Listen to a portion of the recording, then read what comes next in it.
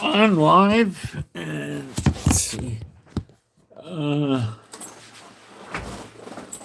Oh, okay. So my name's Moshe. I'm coming to you from Israel and the Galilee, where I've lived for many years. And uh, today is Wednesday, the 21st of January. It's 8:08 in the morning, and it's cold. It's cold. I think it went down to 39 or 41 last night. People in Jerusalem are really complaining about this weather. I am too. I've had enough of this cold. Oh, if I go to sleep and I leave my arms out from the blanket, my arms get like ice. It's really cold. Well, we shut our heater off in in the nighttime here. Hey, let me check something real quick.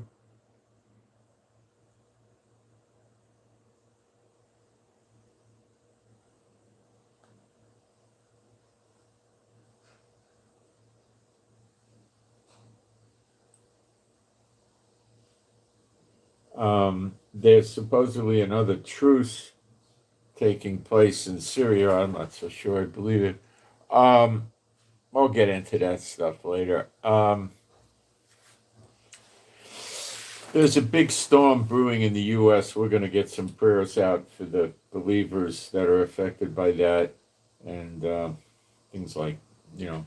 So, what we're going to cover today is when is it most likely that Trump's going to attack? And I'm guessing it's probably in the range of about a week.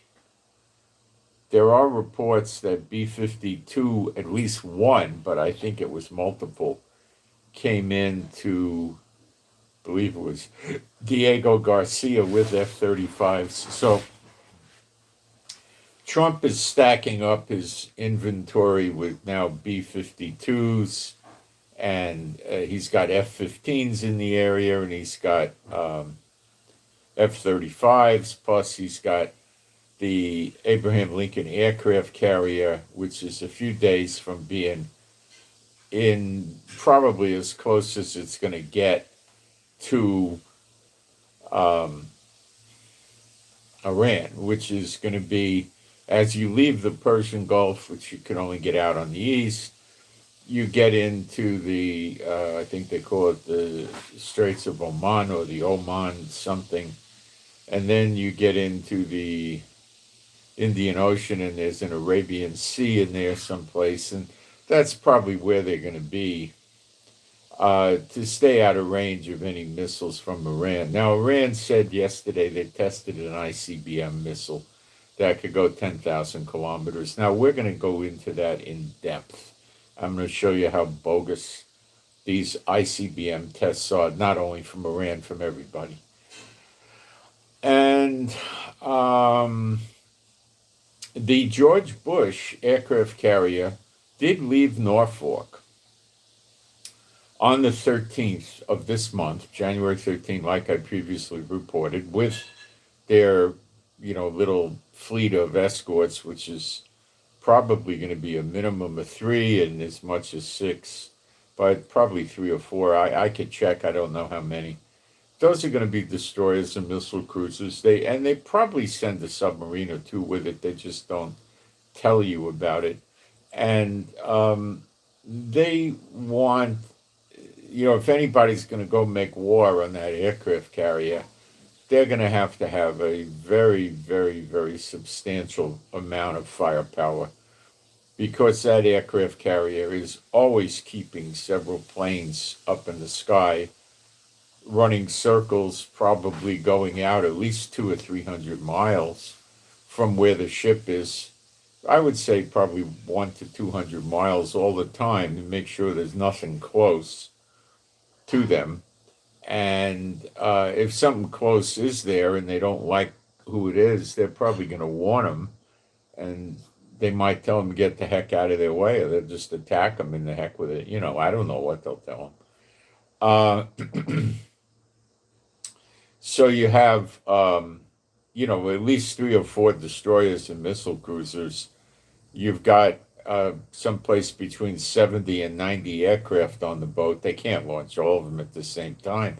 They don't have to. If they got 8 or 10 up in the sky, they could take a large fleet out. And, then you got submarines helping them sinking ships. And, it would take a substantial force to take it out. And whoever tried it is going to take a lot of losses. So let's say China tried it and they sent 2 aircraft carriers and 20 destroyers with it to take out the American fleet with the aircraft carrier. Could they make it? Well, I don't know. I really don't know. I don't think anything like that's ever been tested.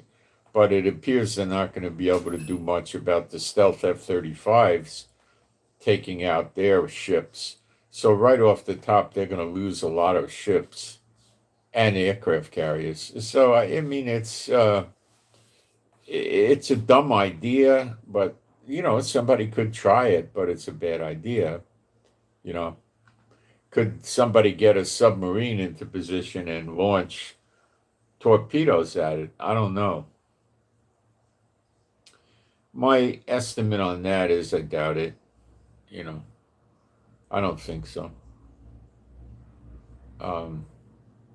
That's why they would have submarines there, protecting it from other submarines. Torpedoes don't have a range of, 300 miles or anything like that. They could go very short, maybe 5 miles or something, They don't go very far. All right. We'll get into all this stuff. And so the bush is chugging over here. They're not telling us exactly where the bush is. And they shut off the locator on the Abraham Lincoln aircraft carrier group also, just recently. So, of course, it's coming into theater. So we don't know. We know that in leaving Norfolk on the east coast of America, the Bush aircraft carrier group went in the Atlantic. Now, the Queen Mary, when those kind of cruise ships, they're ocean liners, not so much cruise ships. They can go from the United States to the UK in about 5 days. Okay, so this boat's been floating around in the Atlantic 8 days. So do I think it's crossed into the Mediterranean? Probably, or it still hasn't done it, or maybe they're diverting it someplace to stay. See, to go into the Mediterranean from the Atlantic, there's a pincher point. I don't know how many miles it is, 50, let's just guess, something like that. So people watch that and they'll be able to pick it up when it goes in. Okay. And then it's probably rather hard to get lost in the Mediterranean. So if it could have crossed the Mediterranean 3 days ago. I don't know. And, if they made a night crossing and they shut off their locators, possibly nobody knew they entered the Mediterranean. I mean, it's a possibility. If it was a dark night and maybe stormy or something, I don't know. Then they're just a couple of days away. So we don't know much, but I am rather sure that Trump isn't going to do this attack until the Bush shows up somewhere in theater, probably in the Mediterranean near Israel. And the Abraham Lincoln is probably going to be in theater by Saturday or Friday or Saturday. So both of those ships might be in theater by Friday or Saturday. Then it could be showtime anytime. Now, Trump just said that the 30,000-pound bombs are already in Diego Garcia. Now, he didn't tell us I got 6 of them, I got 11. He didn't tell us how many he's got. But, He did say it. Now, they're also shifting away from Qatar, where there's a big air base, but they're using the air base again. Qatar said don't attack Iran because they'll attack us. And now Trump is staging at Qatar again more air assets, new ones.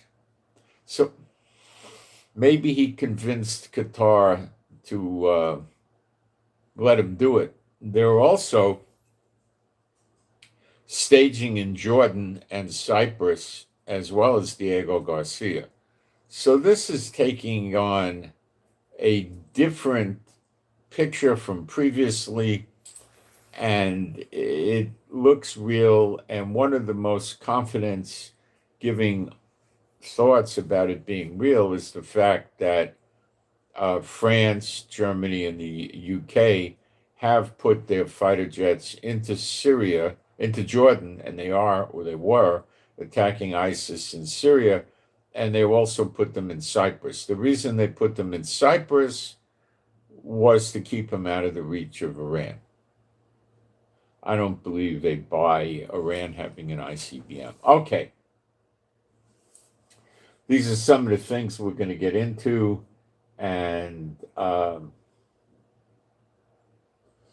now we're being told that the United States has now begun rapidly building some sort of bomb shelter under the East Wing. That there was an old one there that Trump dismantled, and now they're putting a new one in, and they say it's going in rapidly, and whatever rapidly means, I don't know.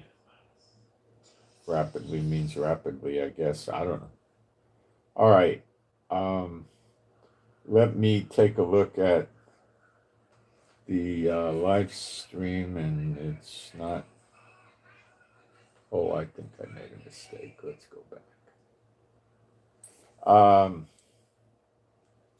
Let me take a peek at the live stream, make sure we're going good.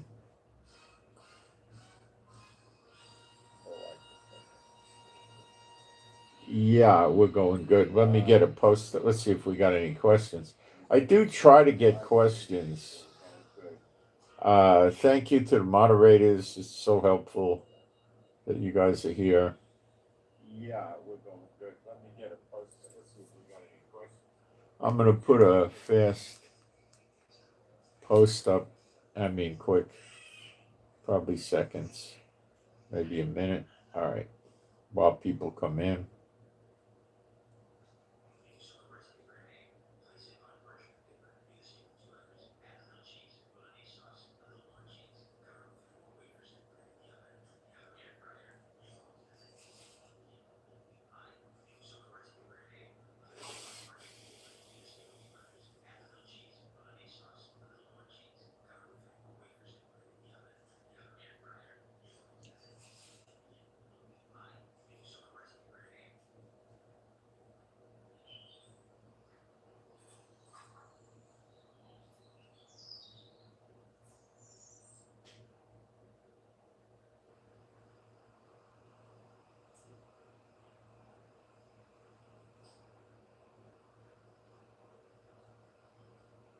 All right, that's there. And let me pin this up.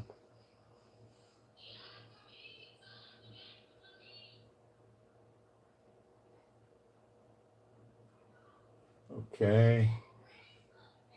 Being a Bible-believing site, Old and New Testament, let's do some praise. There is no God like Jehovah. There is no God like Jehovah. There is no God like Jehovah. There is no God like Jehovah. There is no God like Jehovah. There is no God like Jehovah. There is no God like Jehovah. There is no Messiah like Yeshua. There is no Messiah like Yeshua. There is no Messiah like Yeshua. There is no Messiah like Yeshua. There is no Messiah like Yeshua. There is no Messiah like Yeshua. There is no Messiah like Yeshua. Guys, I forgot something. I'll be right back. I'll just be very quick. Sorry. Gotta get out of my maze here. Be right back, guys.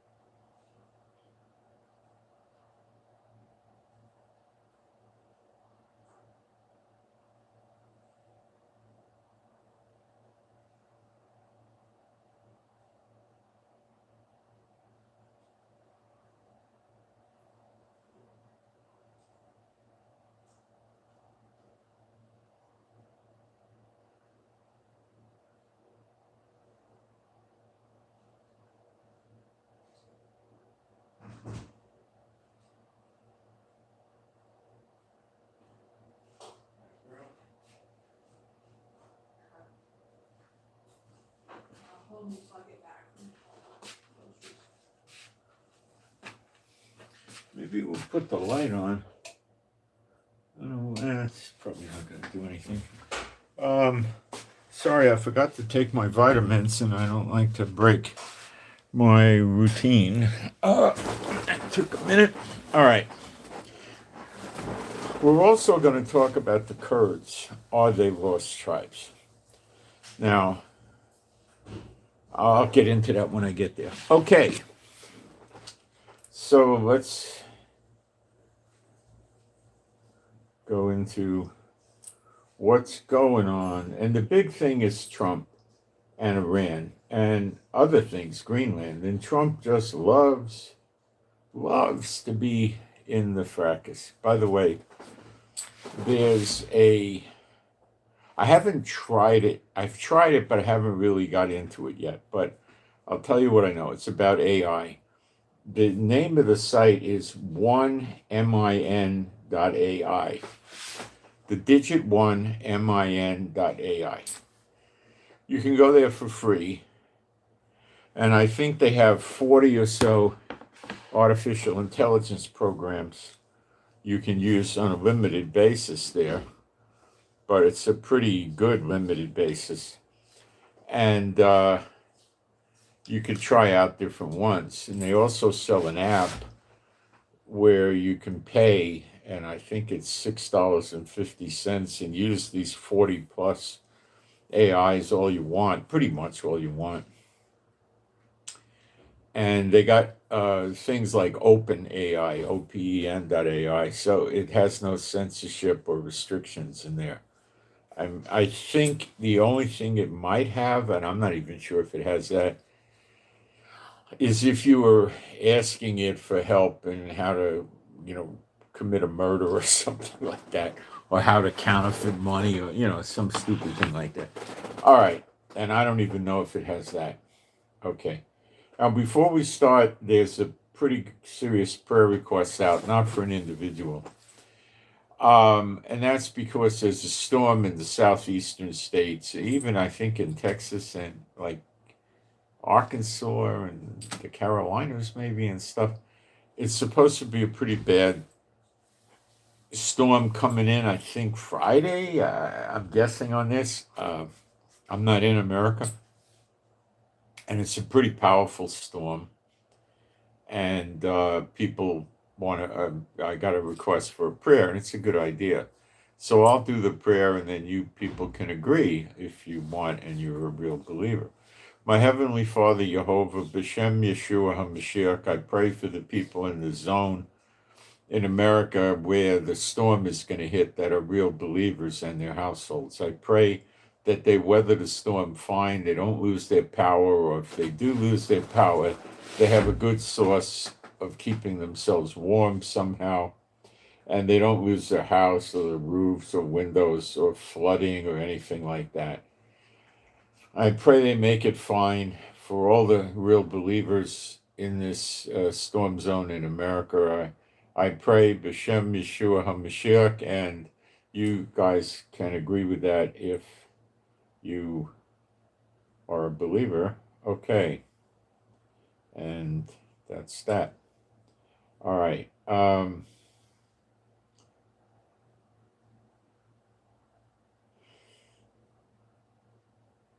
The reason that there was no attack the other day on Iran has come out in Israel. I think I brought this out already. I'll bring it out again because it's important. Qatar, the UAE, and Saudi Arabia all told Trump that he could not use their bases, their land, their airspace, or get any of their cooperation in attacking Iran. They feared missiles and drone attacks on their countries, specifically their oil refineries and their ports and piers where they ship oil out.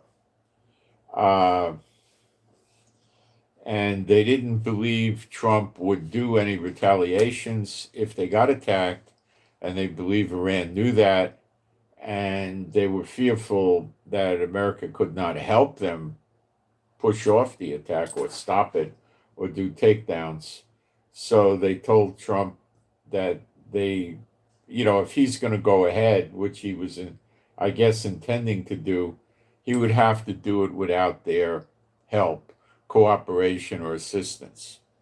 So Trump got a little bit scared about that. He probably consulted with Netanyahu, and Netanyahu probably told him, well, you got to change your approach to it. So what he did then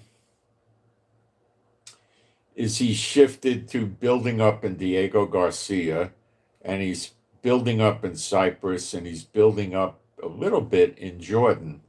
And now he's back to building up again in Qatar, which is where the big American air base is.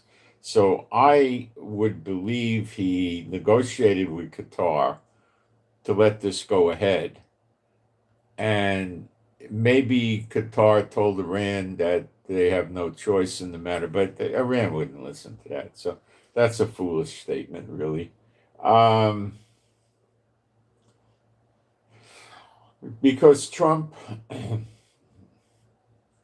didn't want to get them all mad at him.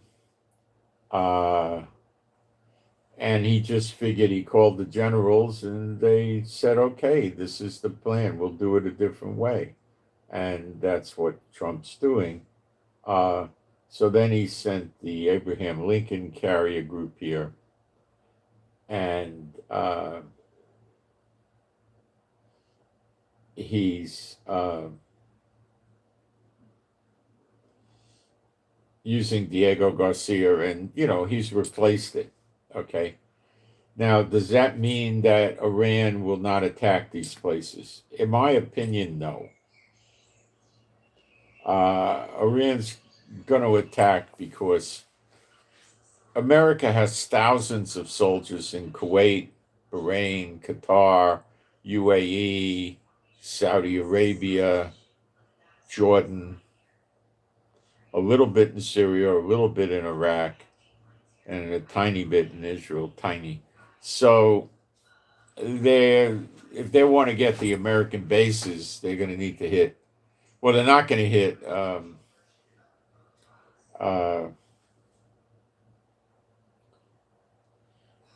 Well, that's what they'll do. They'll hit whatever they want to hit. Iran's a little out of control.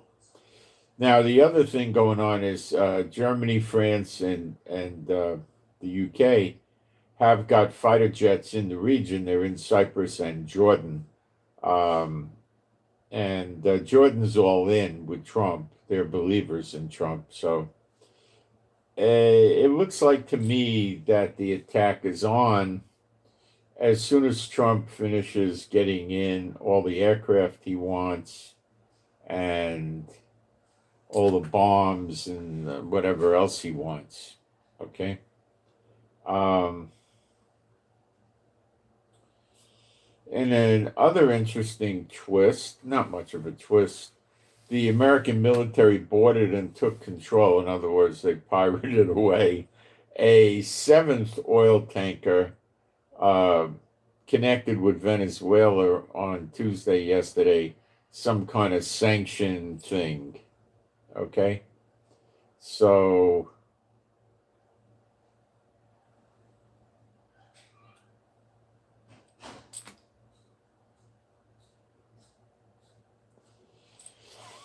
I wish we knew how many 30,000-pound bunker buster bombs Trump has. Now, the B 52s are very likely going to be carrying those. Now, we need to understand something about B 52s. Okay, they got 8 engines, they're huge, they carry a massive amount of tonnage of weapons, bombs, and whatever. They're not stealth, and they generally go slightly over 500 miles an hour. They can drop glide bombs that could go easily 50 miles, maybe more. So they could be, let's say, 50 miles south or north of a target and drop the glide bombs at a high altitude. The thing will go 50,000 feet up, 52,000, something like that. There's probably next to no anti-aircraft missiles that get up that high. Well, certainly Iran wouldn't have any. America or Israel probably doesn't have them either. Um, so the maybe they do. I don't know. They could be 40, 50 miles away from the target and let loose these glide bombs, and they're going to glide into the target. They're controlled. They're very smart. Uh, the problem here is if the target is 150 miles or 250 miles inside Iran, they still got to go into Iran to get it. But the good news is they could do it from out over the ocean or the Persian Gulf or something, or in another country that's friendly, and bomb them without crossing the border. A very interesting twist. Iran would for sure shoot at them wherever they were if they could. So this has to be done carefully, and I think we're still always going to come back to the way it starts is taking out the radar. I don't think, well, which stops these surface to air attacks. I don't think there's a workaround for that.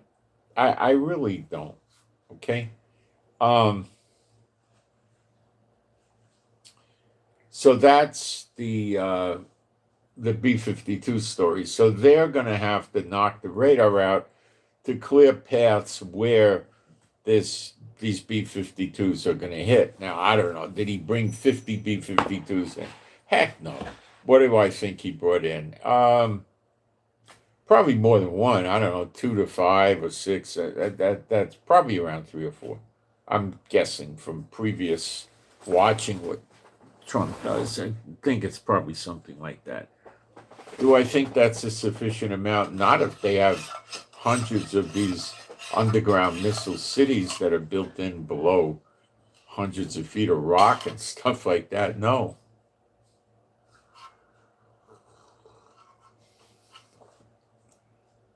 Are they able to take out some of them?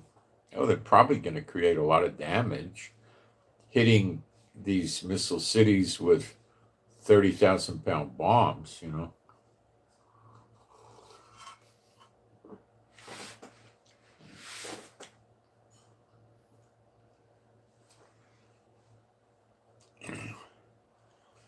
There's got to be openings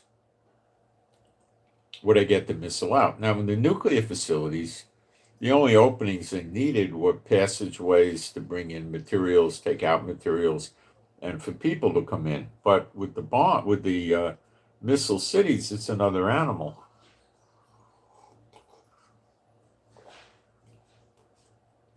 Because they got to have openings to send the missiles out. Now they can keep the opening closed and then open it up and the missiles come out. But let's get real. They're not going to have 200 or 300 feet of solid rock over the missile opening, as the cover, and then they have an electric motor the size of the Queen Mary aircraft carrier that moves this massive amount of rock away. They might have 20 or 30 feet or something like that they could open.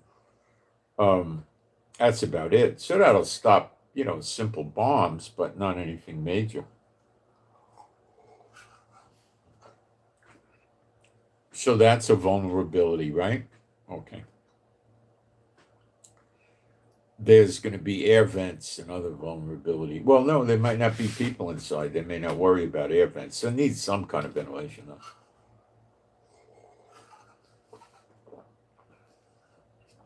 It needs electricity. They could go after the generators for electricity.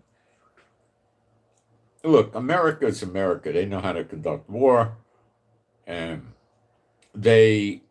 I don't know how in the world they're going to deactivate hundreds of missile cities. There may not really be hundreds. There might be dozens.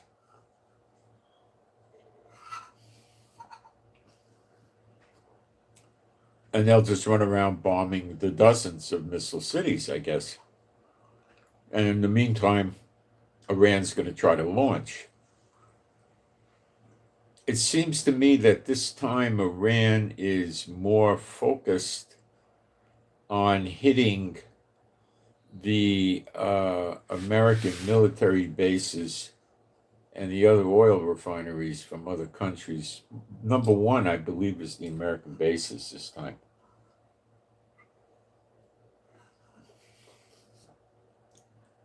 I think they figured out Trump doesn't really care that much about what Iran does to Israel.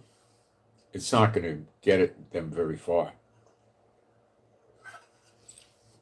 So they've got on the page of, let's hit the American bases.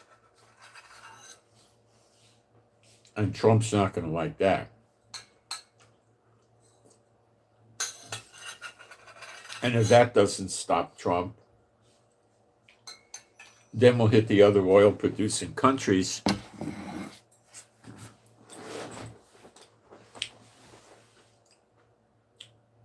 And that will cause an economic crisis.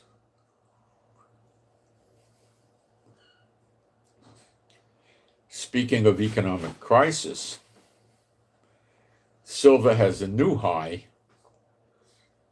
almost $96, 95 and 89 cents, something like that.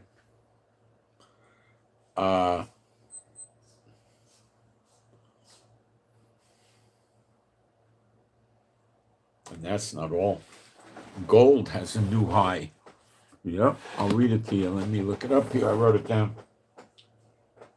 Gold hit 48.53, $4,853, and silver hit $95.89. Now, that means we're a sneeze away from gold hitting $5,000 and silver hitting $100.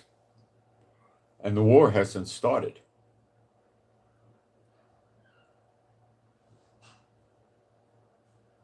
The war has not yet begun.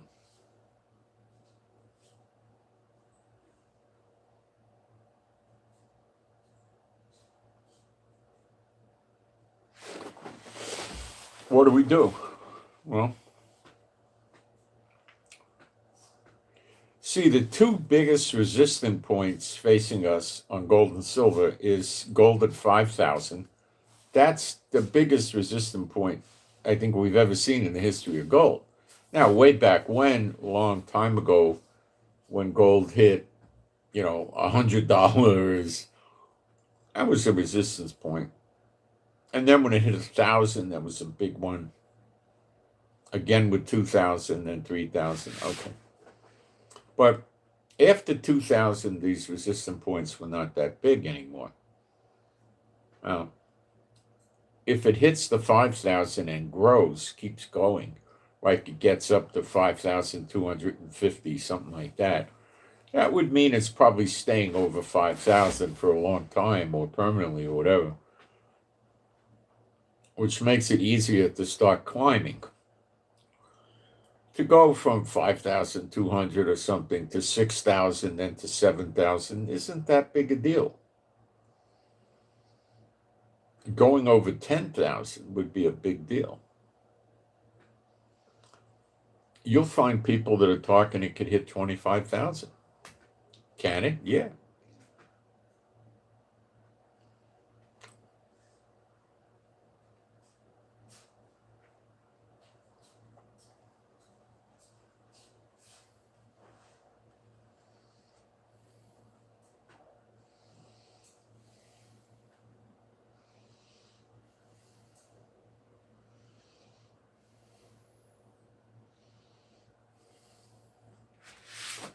It can hit 25,000. It could. I'm not expecting it.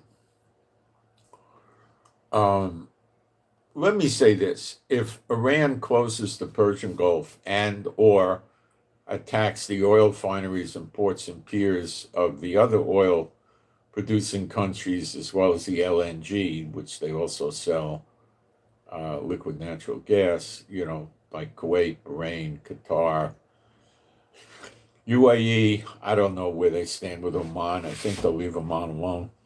Jordan, and Saudi Arabia. You got massive amount of trouble in the world, and the oil prices are going to get up from being in the 60s to probably being in the 200 to 300s. And then I think you're going to see your gold just climb like there's no tomorrow. How high, we don't know. I think to look at silver at 200 is conservative at this point. I think that's a conservative level because we're at 100 and we don't have wars. You got Ukraine, Russia, which is 3.5 years old,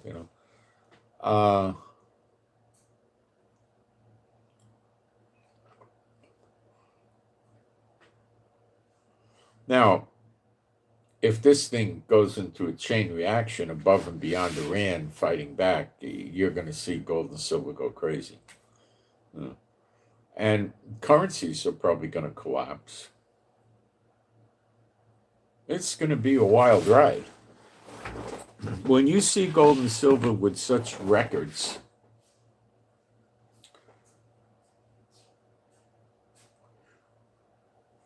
we got to understand people no longer trust their countries and they no longer trust their governments.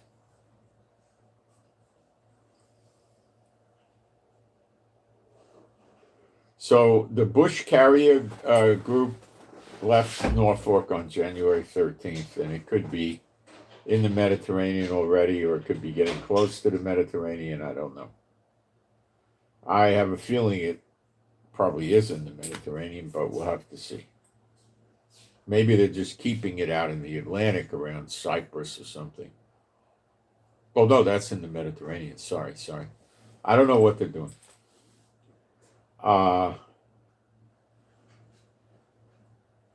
Now, this thing with Syria and the Kurds is getting fascinating.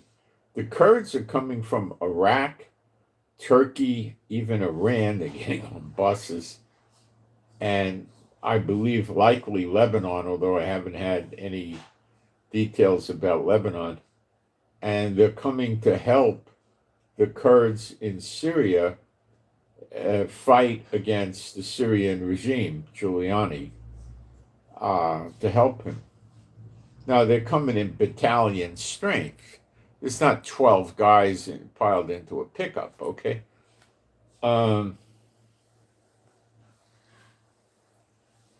They're, going to create a real revolution kind of event in Syria. Now, when you talk, Trump made a comment about it. He said he gave a lot of money to the Kurds.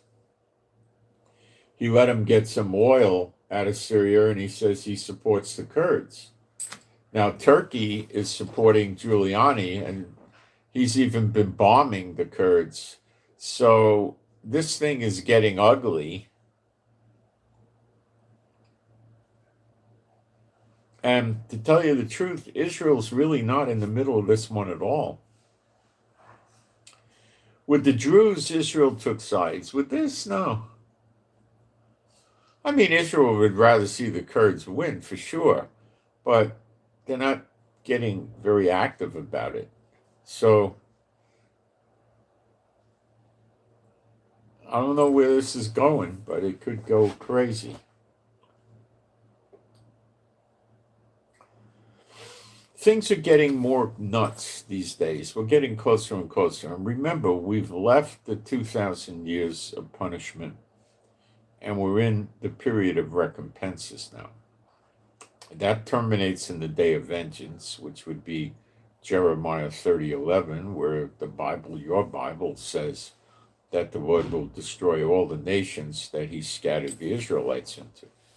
Now, that cannot happen until the scattering of the Israelites has been completed and finished, and they're back in Israel, all of them. And that has not happened since 70 AD. That's not happened. So this is an unfulfilled prophecy. You got to get that straight. Don't let them lie to you. Now, the very similar prophecy, almost word for word, is in Jeremiah 46, verse 28. All the nations where Jehovah scattered the Israelites into will be destroyed.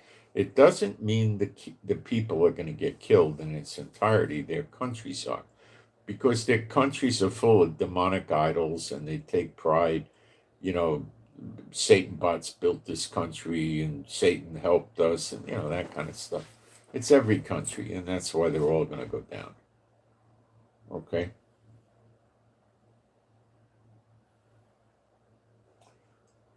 The extent of the destruction in Israel, I'm uncertain of. I don't know.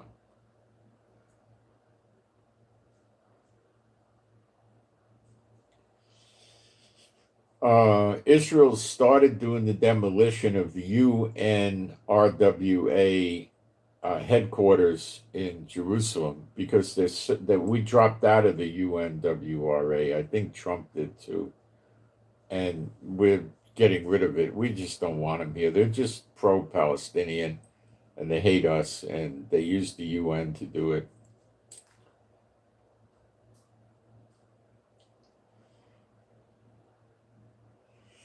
This was preceded by Israel passing a law banning the UNRWA in Israel for being a Hamas tool. Well, yeah, complicit with Hamas. So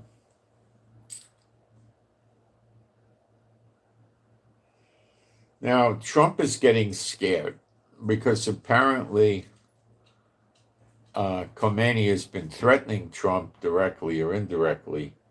I know they were talking about his assassination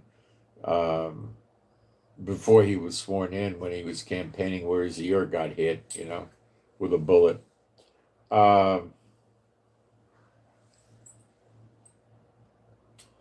So Trump said if anything happens to him, he left instructions or orders to wipe Iran off the face of the earth.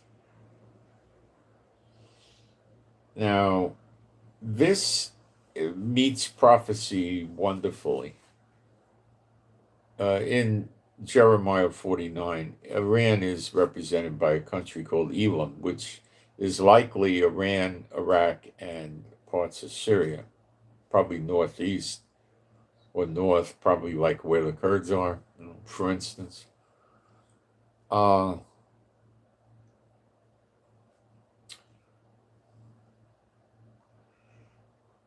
It appears that I've stood this a couple of times, showed you Bible prophecy where the leader of the daughter of Babylon is going to get a death, like an assassination. Okay, I've brought that out a few times. And that may happen. And Iran gets destroyed so bad, as does, I believe, Iraq and that part of Syria, that all the people leave it and scatter into every country in the world, and then the sword follows them.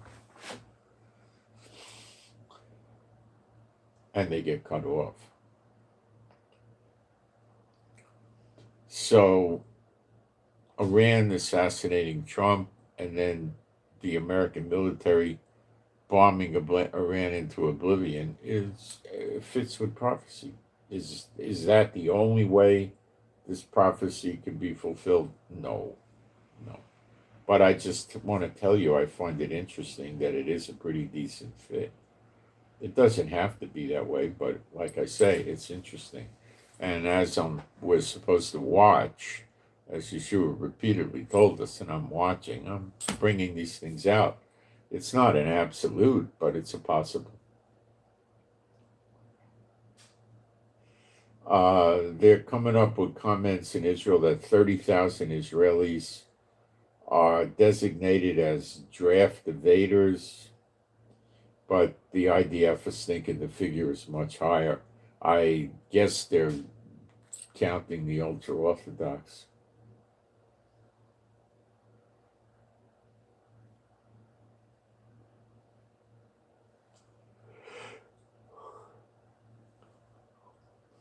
Now, Naftali Bennett is making a run towards being prime minister in the election in October. He's not trying to do a vote of no confidence. Now, Naftali Bennett does not have any criminal cases hanging over his head like Netanyahu has 3 and probably more to come. Naftali Bennett is not that committed to the ultra-Orthodox at all. So he did take a run against Netanyahu before the war, and he stayed in office about a year. And I found that a lot of things in Israel started changing for the better. Nice things, okay? Like people that were having trouble at the immigration office were no longer having trouble. He was promising us 400 and something thousand low price housing units, and he never delivered. But, he didn't have time either. Was he serious and maybe intended to, or he never intended to? No, I think he was serious, but I think the opposition was overwhelming. Almost 500,000 new housing units. You're going to sink the high prices. Now, one thing about Schmuck and Yahoo is you never even hear him talk about bringing housing prices down. See, housing prices being so high stops people from making Aliyah. And he's opposed to Aliyah. Don't get that wrong. He's opposed to it. Okay? Completely. All right? And he won't even talk to us about reducing housing prices. He doesn't even make promises that he would break. So Bennett would jump in and do these kind of things, okay? Now they're telling us in Israel now, the supermarkets during the war beefed up the prices of food by 20% for no apparent reason. Okay? Their costs did not go up. They just did it because they could get away with it. And there's no Robertson-Patman Act or antitrust. So they all fix prices here in Israel, right? and, make life impossible for us, which Netanyahu is all behind. He likes it by his actions. So are they doing anything about this with the supermarkets? Not that I can detect. Nothing. No. Maybe they will, but why won't they do anything? Because the supermarkets are going to come in and smear money to the politicians for their lobbying, whatever they're going to call it, and they're not going to have anything done to them. Have they even made them lower the prices yet? No. Schmuck and Yahoo likes this.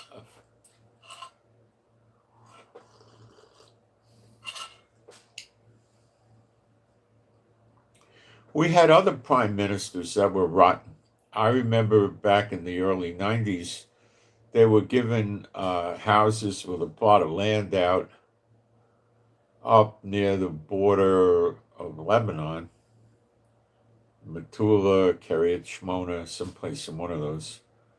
And the price was $50,000, and they wanted a $5,000 down payment, which was hard for me, but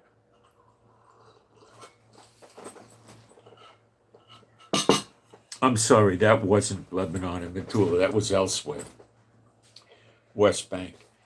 And then the Russians, I was down there. Now, this was when the Russians came in, 1 million Russians came in, right after that.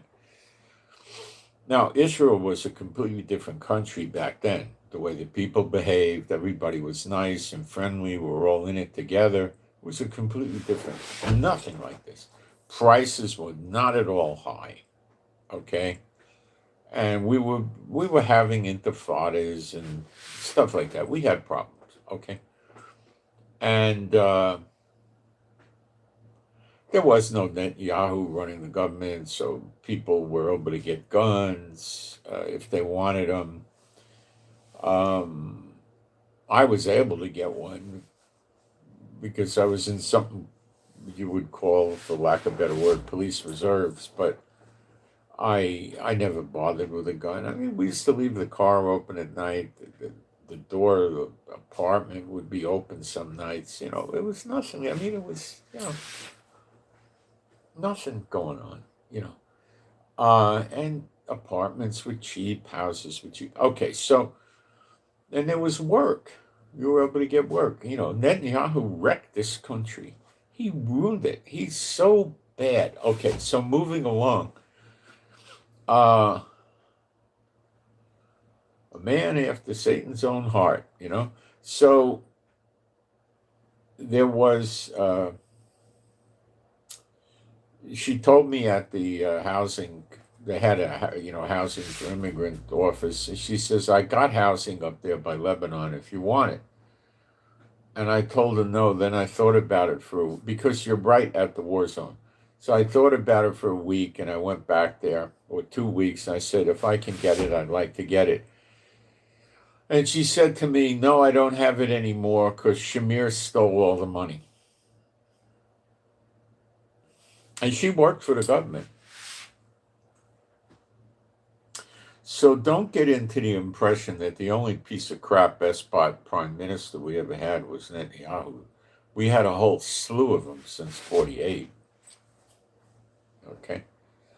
Now, in the early days of Israel, they had to be very careful about what they did. Everybody in Israel thought they were in it for, together. They had a lot of unity.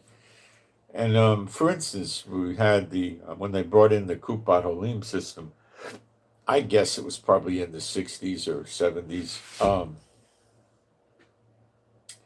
That was the healthcare thing that the government does. And the way it is today, I don't know what it was 50 years ago, but today it was 60, 70 years ago, I don't know.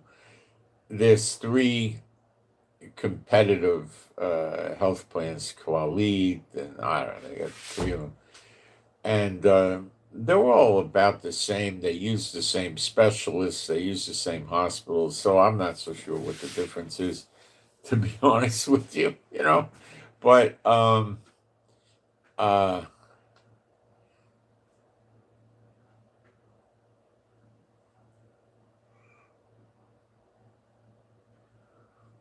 they today you got what's normally about a 15% copay on drugs. So when you get a prescription, most of the prescriptions you're going to pay 15% on. Okay. And the prescriptions are very inexpensive in Israel. They make a lot of stuff here in Israel, and they import stuff from Europe. It's pretty cheap. And now, before we had Netanyahu garbage bucket, if you were given a prescription by a doctor from another country or even Israel, and you went to the pharmacist and you said, I had this prescription for this drug and I ran out and I still need more, can you give it to me? They would say yes, and they would fill it for you. Now, could you do this with heavy drugs like pain pills? No, no. Well, they didn't have the oxycodone back then or anything, but they had codeine. It was over the counter. You were able to buy codeine with Tylenol or aspirin over the counter. No, Netanyahu stopped that. What's the point of stopping that? A piece of garbage. So you used to be able to, if you had, let's say, an anti-inflammatory, or you had an antibiotic, or a blood pressure, or something like that, a skin medicine, they would just refill it. Just give it to you. That was it. You said, okay, be ready in 10 minutes. It worked like that, right? They took that away. There was no copay for drugs in the early years of the Kupar Olim, the healthcare system, and there was no copays.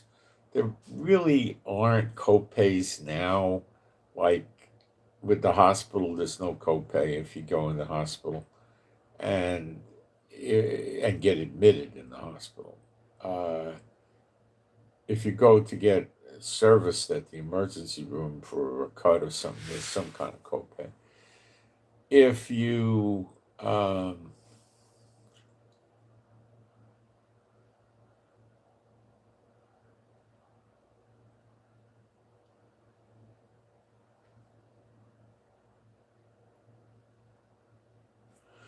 if you went to a specialist, there's no copay. Now there's the specialist can charge you as roughly 10, well, it's gone up now, maybe $12, $11, $12 every 3 months. So what the bums do is they have you come in and then they give you an appointment 90 days later so they can charge you the money all over again. And they don't want to see you if they can't make you pay that copay again. They're rotten. Not all of them, but many, many are rotten. The service from the doctors here is garbage, like the eye doctors. They don't, put the drops in your eyes and then look deep in your eyes. They don't do that. Which my understanding from eye doctors in America is it's like mandatory. They got to do it once or twice a year. They don't ever do it here. They don't care. They don't talk to you about your condition. If you ask them something like a dermatologist or something, they'll usually tell you, well, wait, I'm looking, and they'll do something, and then they'll give you a very superficial answer, give you a prescription, and send you out the door. So they're going to give you 15 minutes no matter what. Now, if you go to see a family practice doctor, there's no copay at all, ever. And they'll give you the same 15 minutes, but I mean, if you're really bad off, they'll just tell you to go to the waiting room and call an ambulance to take you to the hospital. I've seen them do that to people, not me, but I've seen it. And they test you, they'll make you crazy. I don't deal with them. They're too nuts for me. They'll have you go for, fecal test, urine test, so many blood tests. They'll do 2 draws. It's just bizarre, But if you're rather old, they give you health insurance for dentistry too, which I just recently found out about. But you got to be pretty old, which I meet that test. But you got to have a copay on that, They don't have a cap on it. They used to put a cap on the medical coverage. That I understand now it's gone. They don't do that anymore. They do sometimes send people to India for procedures. I don't know how often they do that anymore because it's cheaper to do it there. So I guess they would put you on a plane. You would go to India, go to the hospital. They would check you in without going to a hotel. And then they would schedule you to do it. You'd recover and then go back. I don't know if they still do that. They were doing that. I have no idea. I wouldn't like that. But, you know, the medical is not good. The drugs they're going to give you are old drugs that a lot of countries stopped using. They're going to still use those. Like with heart medicine and stuff. Yeah, I don't know. I don't trust them. People I know get hip replacements in the hospital. I know this guy in America, he got a hip replacement. 3 months later, he was continuing and doing martial art videos. I see people here years later, they're still walking with a walker, crutches, a cane after the hip replacement. They can't walk without something holding them up, and they're in pain. Now, I hear similar bad things about the United States these days, too. You know.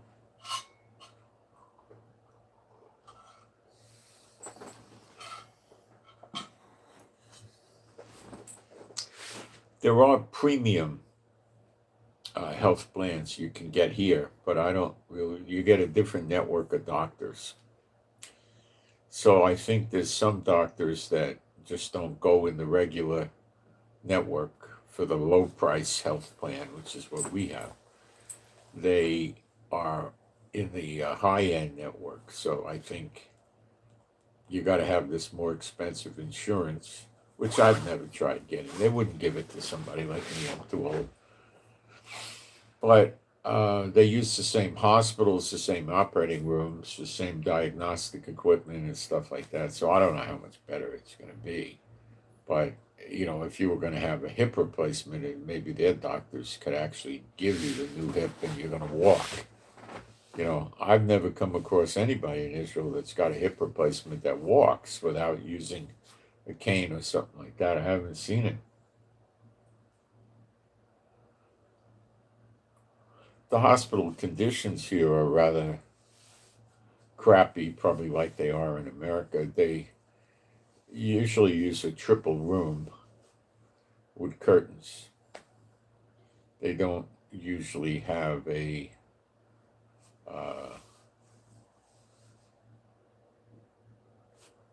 double room. You know, it's triple.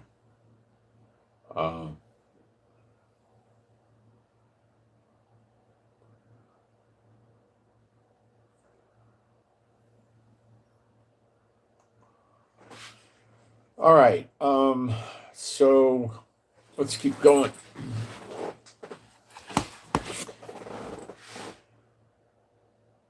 So Naphtali Bennett. So I'm getting SMS messages, you know, help us change Israel from Naphtali Bennett. I won't support them. Because if I support them or I vote for them, I become a partaker in their evil, rotten deeds, which they're going to do plenty of. So why would I want to expose myself to that? That's how Satan tricks people with democracies. You're responsible for what these people do after you vote for them. In the old days, when you had a king or an emir or a sultan or whatever they want to call him, you know, he was a dictator, essentially, and he did what he wanted, and you were not held responsible for it by the Lord. They were.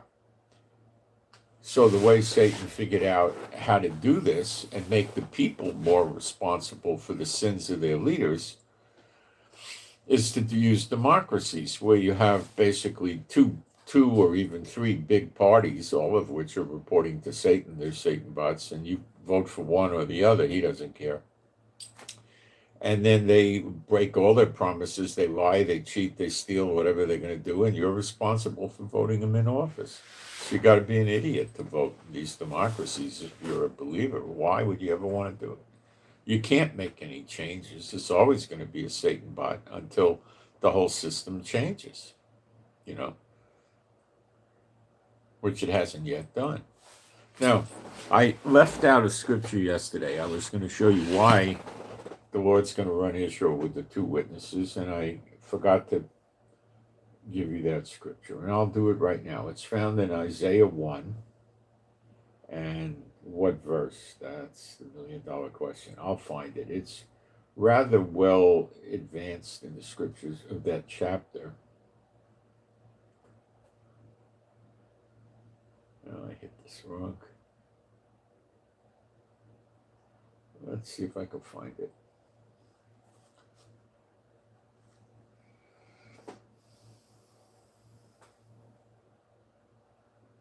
We'll pick it up in, let's say, verse 18. Come now, and let us reason together, saith Jehovah. Though your sins be as scarlet, they shall be as white as snow. Though they be red like crimson, they shall be as wool, white wool. Okay.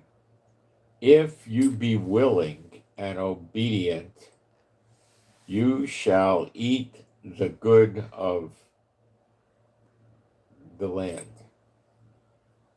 Well, I would say the rabbis are doing everything they can overtime, as are the pastors, to keep the people from this. But if you refuse and rebel, you shall be devoured with the sword, for the mouth of the Lord hath spoken. Okay. How is the faithful city become a harlot?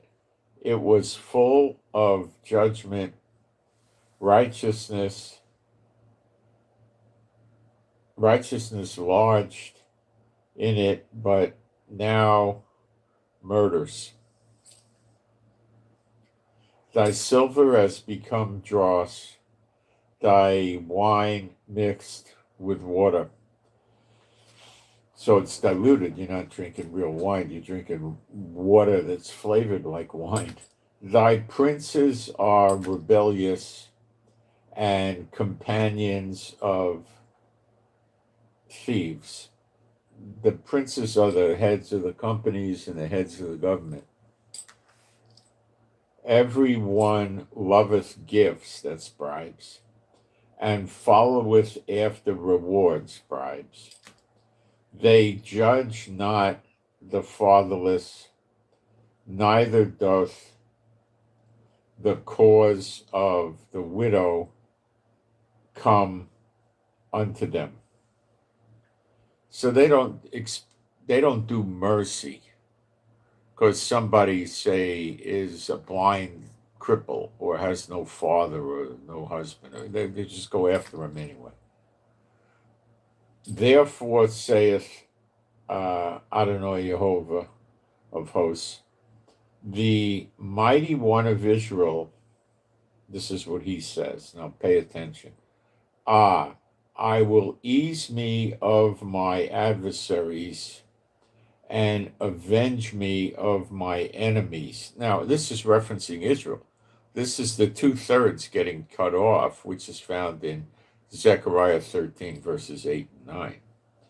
And I will turn my hand upon thee, that's a good thing, and purely purge away thy dross, and take away all thy tin. Now remember this, because I'm going to read you Zechariah 13, 8, and 9. So it says, and I will turn my hand upon thee, and purely purge away thy dross, and take away all thy tin.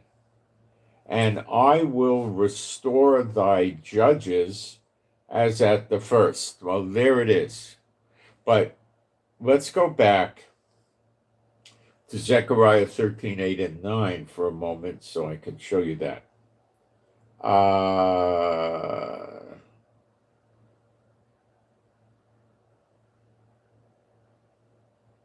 No, because the churches don't teach this. I don't care. It's in the Bible. That's all I care about.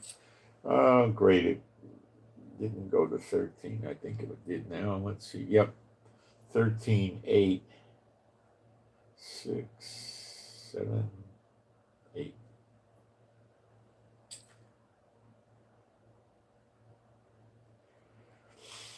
Now, it reads like this, Zechariah 13, 8. And it shall come to pass that in all the land, saith Jehovah, 2 parts therein shall be cut off. That's 2/3 dead. And die, cut off and die. That's dead. But the third shall be left therein, so they stay in Israel. And I will bring the third part through the fire and will refine them as silver is refined, and will try them as gold is tried. Sound familiar? They shall call on my name, and I will hear them. I will say, it is my people, and they shall say, Jehovah Elohim. Jehovah is my God. Okay? So that gives you the time frame setting for this, if you're astute enough to see that, right? Now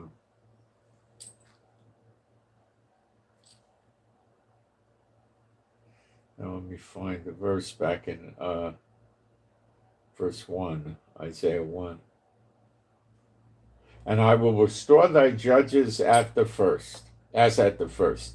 Who is it as at the first? Moses and Aaron, judges plural, Moses and Aaron. Were they both prophets? Yes, they were.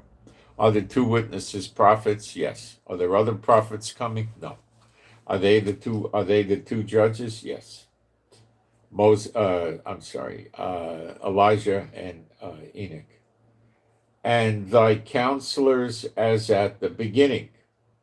The counselors, the 70 that Moses and Aaron had. Yeshua sent 70 out, but there'll be 70 again. Afterward thou shalt be called the city of righteousness, after the 2 witnesses get everything set up, the faithful city.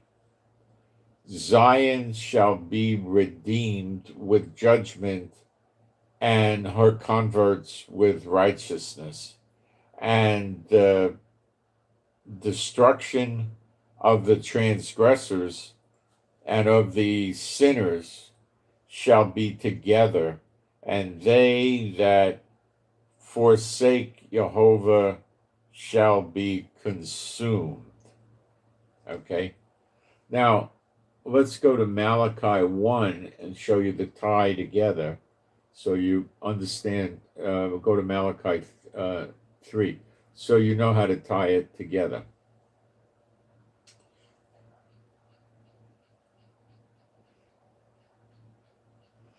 Now, this is speaking of Elijah. I'll start in verse 1. Behold, I will send my Malach, my messenger, and he shall prepare the way before me.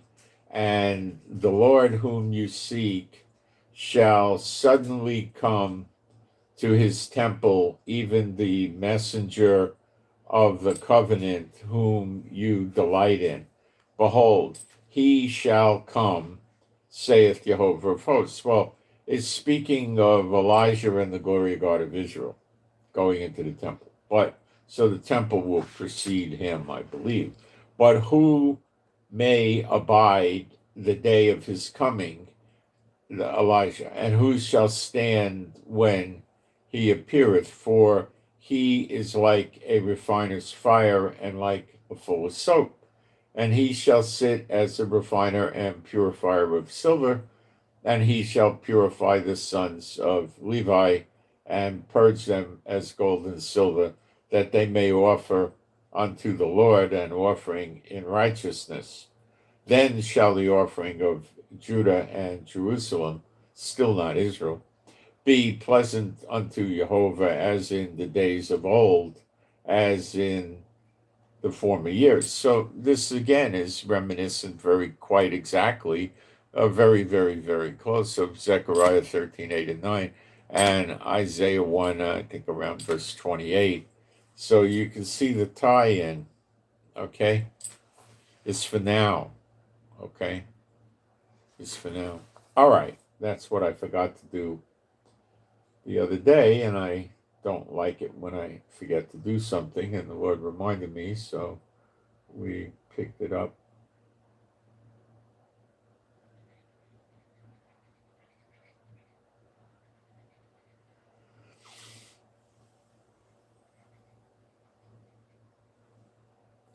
I think the storm coming is going to be a whopper, a doozy. All right, where was I?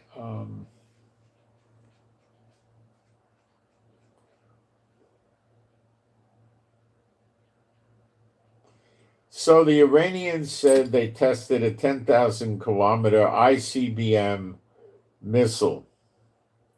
I don't buy it. Here's what we know. They said they fired the missile into Siberia in Russia, and it worked. Okay. That's what they said.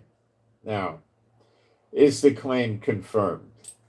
There's no independent confirmation of this big claim, okay?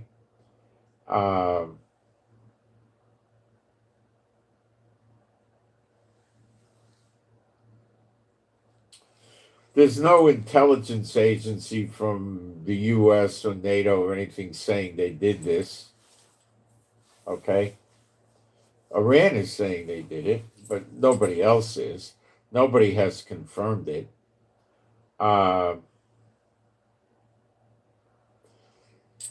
Some state-aligned Iranian sources and social media posts have said Iran tested a 10,000 kilometer range missile that could reach distant targets like parts of America and reportedly flew towards Siberia.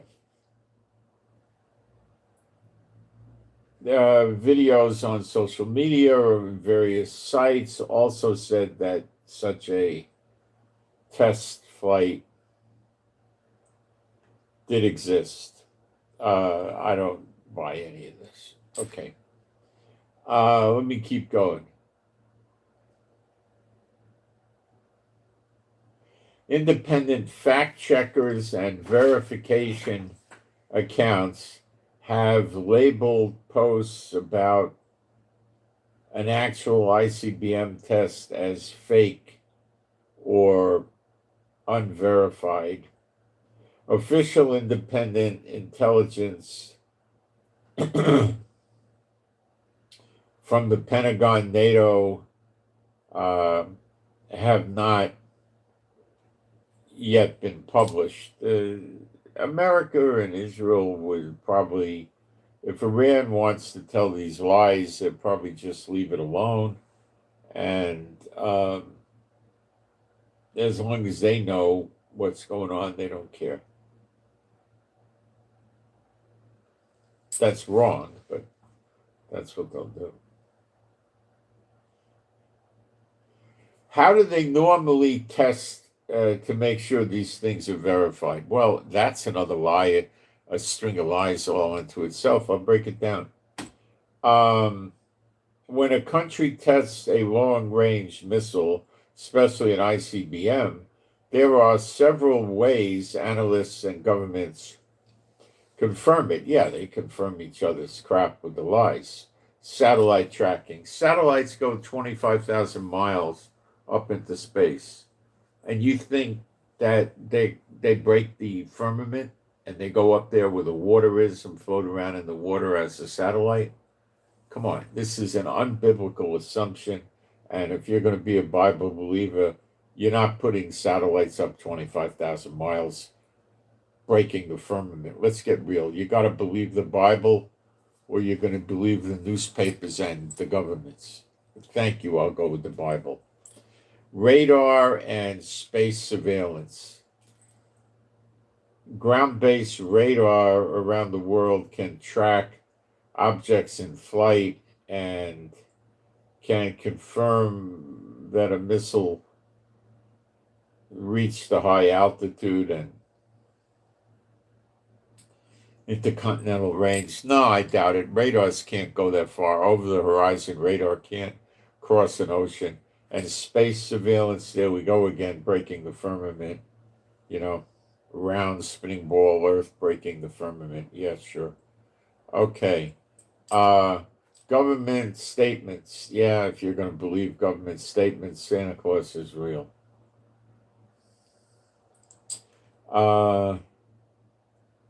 International monitoring. That's the same as believing governments. Okay.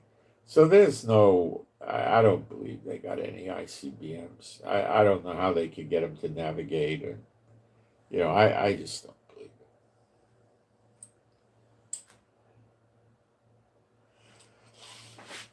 Why the current claim is uncertain.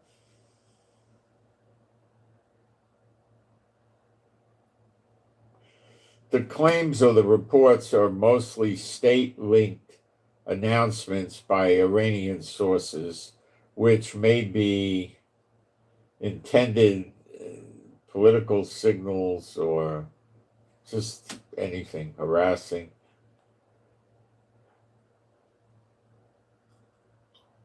And social media posts, which are not reliable for anything. Third-party fact checks that we don't know who these third parties are, and that could be corrupted. So there's not any real reliable mechanism to tell if these tests ever took place on a good level.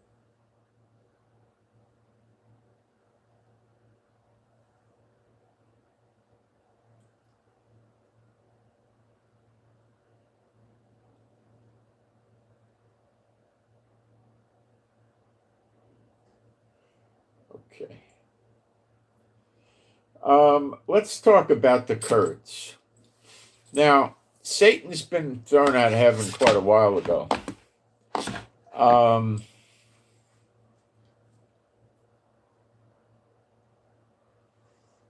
It was on earth when Yeshua was here. Before Yeshua rose from the dead, he was already here. So I don't know how long he was here. We're not told, but he was here then. So does that mean he knows who the lost tribes are? I don't know. Probably.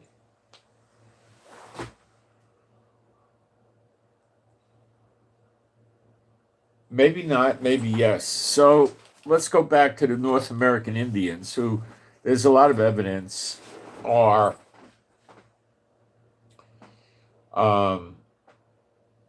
lost tribes. I can't give you a written guarantee. The Bible doesn't tell us who the lost tribes are. Okay.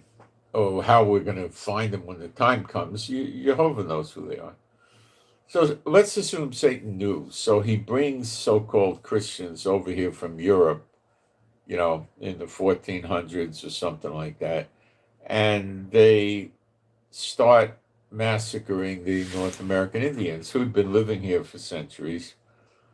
And they have been very far removed from the faith. They had some residual leftovers of it.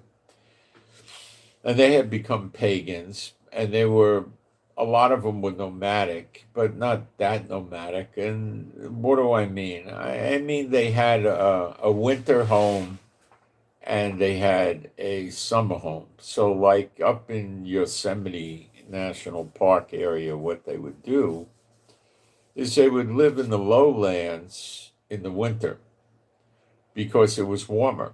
It would still be cold, they'd have snow and stuff.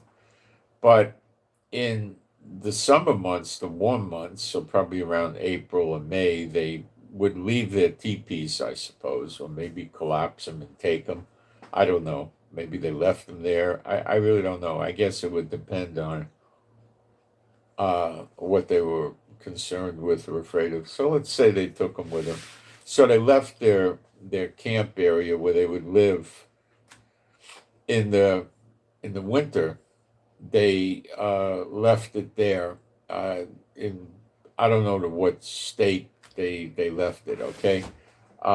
They might have conveniently just built themselves two areas, a living area in the lowlands where they had heavy teepees and insulation and whatever. And they just left that stuff there, and then they took the animals with them, probably whatever they needed, and they went up to elevation. So even if you go up 2,500 feet, you'd be surprised what a difference in temperature you get. You might catch some uncomfortable warmness from, say, 12 o'clock to 3 o'clock in the afternoon. But then again, you could always go to 3,500 feet or something, and then you wouldn't even get that. But I think 2,500 would be about ideal for getting altitude to stay out of the heat, to keep the heat away from you in the summer. And they'd have lands where they could grow things at that elevation, and they would hunt. So they would just shift. They would go up there for the summer, and then probably in September or late August, whatever they felt like, they would move back to the lowlands, because the highlands would be, 10, 15 degrees colder. So if you're down low and it's, let's say, 25 degrees, and you go up high, it could be 10 degrees, you know? So if it got that bad, I don't know if it got that bad in Yosemite. Some of them might also have taken journeys where it was, maybe it took them, 2, 3 weeks to travel. They went down from their altitude as the summer neared to an end. And then they would on the ground go a few weeks someplace, maybe near the coast where it was warmer, or sometimes the coast is warmer than inland, by 10 degrees or so, because the water never turns to ice, for one thing. The oceans don't ice up. That'd be very rare to ever see that. I don't remember. Yeah, you might see pieces of flotsam ice or snow on there, but not really solid. I mean, it does in places, but in America, I don't think you see it. So they could go there, or they could go near a lake, a big lake, which, if you're talking a lake that's 30, 40 miles across, it's going to probably give you a similar effect. You're not going to get that cold. Or rivers that have moving water. I don't know.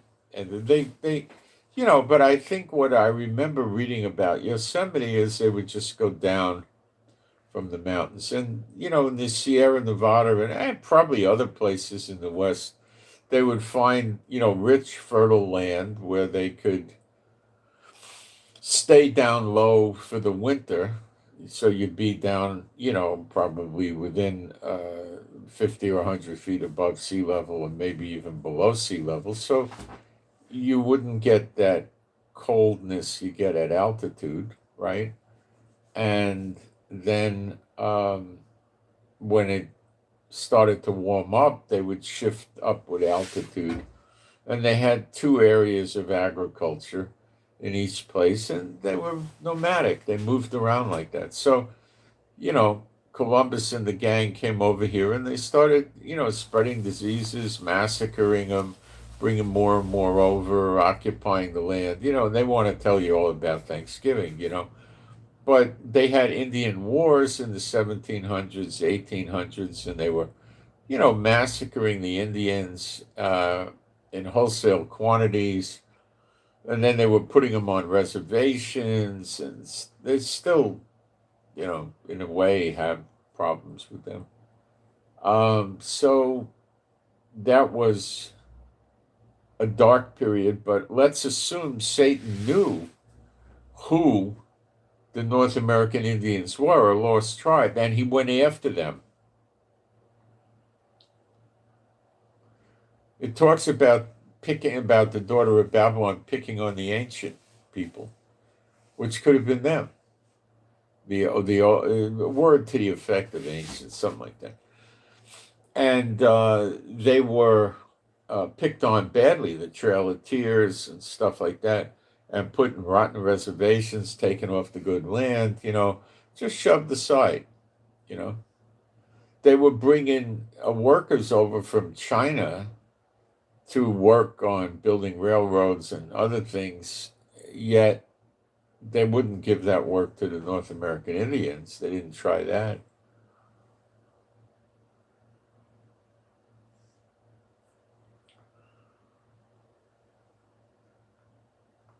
And a lot of people from China that came back in those years are still in America to this day, and they had a lot of discrimination against them. They wound up basically staying to themselves. They would get jobs working in various businesses, maybe a hotel, uh, cooking, cleaning, working in the kitchen, or whatever, right?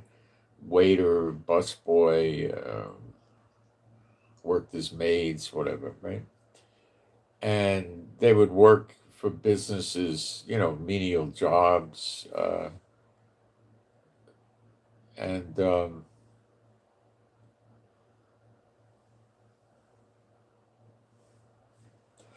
they didn't do too good. And they kept to themselves. They ran laundries. That was something even when I was a child in the Bronx, there was Chinese people running the laundries. We thought they lived inside the store. We never knew. But they would cook in the store. You'd smell it when you go in there. I used to go in there to pick up my father's shirts and drop them off. You would smell the food cooking in the back. And I think what they did at night is they were just very, very careful. They slept in the back of the store, and they were very quiet because you couldn't live in a store. And if people saw them and told the cops, or there were probably cops in the neighborhood that saw them, then what they would have to do is not live in the store and rent an apartment. And they would probably have to commute, and their expenses would go up. So they just stayed in the store. Maybe they were in the back and they were watching TV and they kept it very quiet. But maybe they didn't watch TV. I don't know what they did. Maybe they read books. I don't know what happened. I really don't know. But we got the idea they were living there. But I looked around with my friends, and we didn't see any real signs of them living there. But you would never see them coming and going. You'd never see them close the store and leave at night. But we used to see lots of store owners closing their store, locking up, and leaving at night. It was common. Never this guy. Who knows?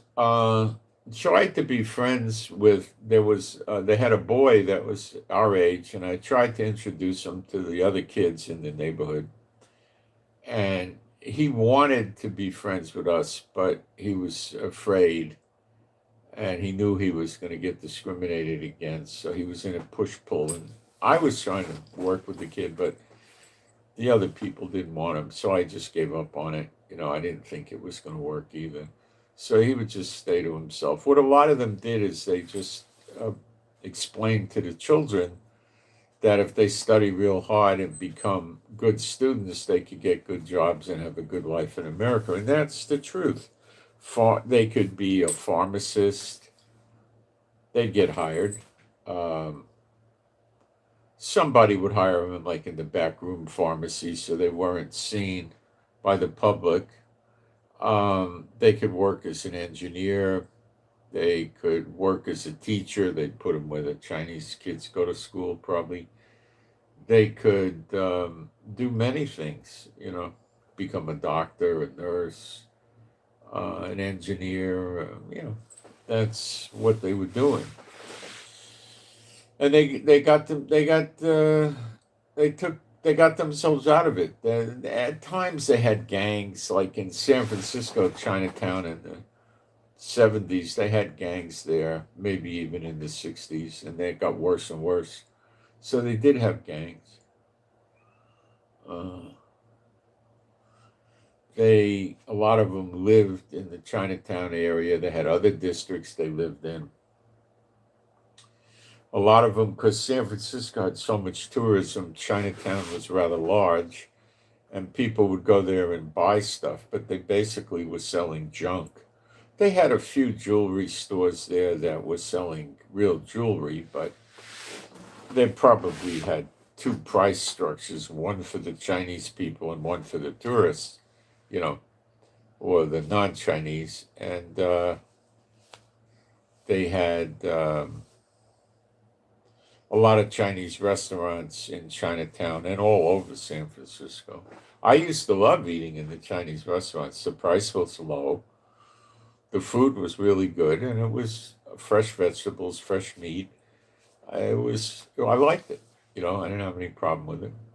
The soup was made out of the water back then. I don't know what they did to the water in San Francisco, but it tasted really, really good. That water was great. The best water I ever had was up in the Seattle area. Their water was superb. It was like a treat to drink their water out of the tap. New York City had very good water too.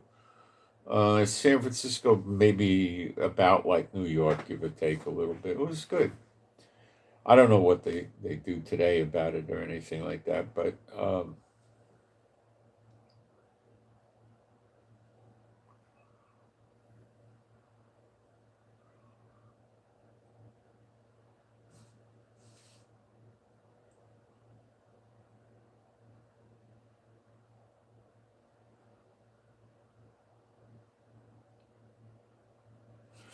okay. So Satan would know who the lost tribes are, so he could have gotten these people from Europe to come over here and take the land away from the lost tribes, which would be North American Indians, and probably spread up into Canada too, and take the land away from them and kill them. The North American Indians didn't go over to Europe and kill the Europeans. The Europeans came here and took advantage of them and killed them. That's what happened. Buying their land for giving them beads and stuff like this. It was a very, very dark thing they did. But I think by the time you were, reasonably well into the 1800s, like the 1830s and 40s, like Civil War era of the 60s, the North American Indians were already put down hard, hard, hard. You know, the television makes it bad. You watch the old movies from the 30s, 40s, 50s, and they're fighting Indians. Like, some woman lives in a house on a ranch by herself, and her husband's dead, and she's got three kids, and the Indians come around, and she has her house barricaded up, and her children are trying to shoot the Indians from inside the house, and then the Indians shoot the house with a fire arrow and burn her up, and then they rape her or they kill her and they steal the children. This is what they were doing on TV when they were making movies in the 30s, 40s, 50s, and 60s. These movies were, Hollywood was grinding them out until the Vietnam War got big, which was 65 when people were aware of it. They were grinding out Western movies all the time, and the Indians were always the bad guys. And they were trying to reinforce with the people that it was a good thing to kill the Indians and stick them on reservations. And then the Indians got, I guess, a propensity to become alcoholics. And now a lot of them have gambling casinos on their property, and they have they sell tobacco at low prices and things like this. You know? So it's gone, around the horn. Uh, Be right back. So, the same logic we can apply to the Kurds. And that's why there's wars against the Kurds. We don't know, though. It may not be the case.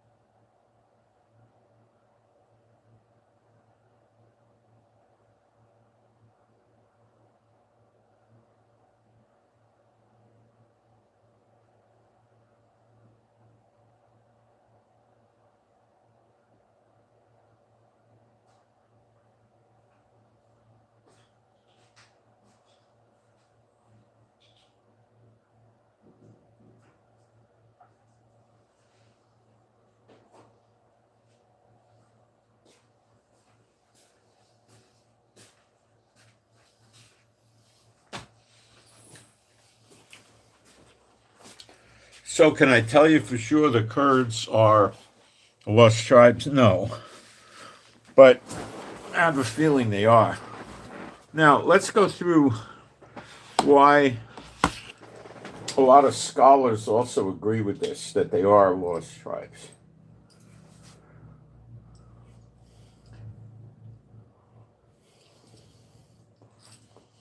I'll just read it to you. The concept of the lost tribes of Israel refers to the 10 tribes from the ancient kingdom of Israel that were exiled by the Assyrian Empire around 722 BC, after which they largely disappeared from historic records over many centuries. Various groups around the world have been speculated to be part of them.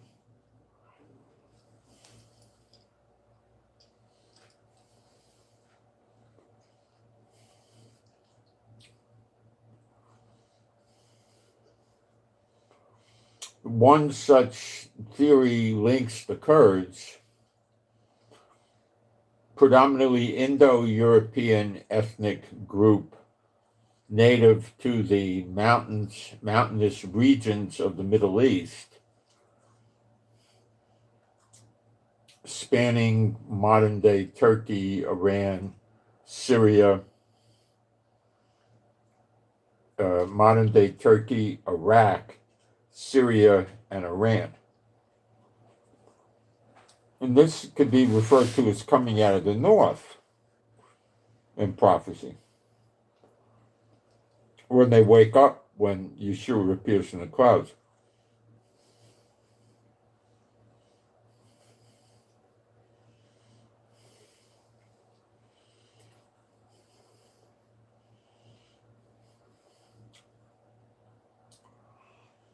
The 12th century Jewish traveler Benjamin of Tudela documented Jewish communities in Kurdistan who spoke Aramaic and maintained customs traced back to the Israelite exiles. That would be the Mosaic Law, I suppose. Some Kurdish Jewish folklore claims that descendant from tribes like Benjamin, Naphtali, exiled to the Assyrian heartland,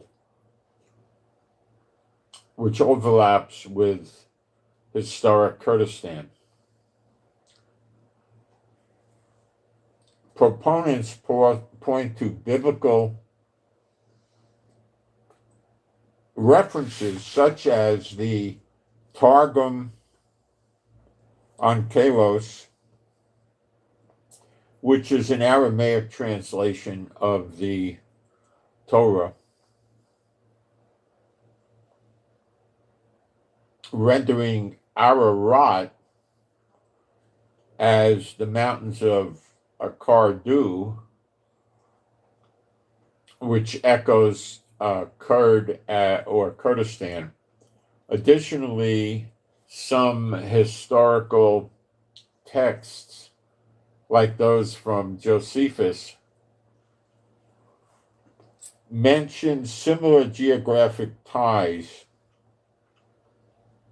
So theories also suggest that the exiled Israelites may have assimilated into local populations, which was common actually, such as the Medes, ancient Iranian people, potentially influencing early Kurdish ethnogenesis.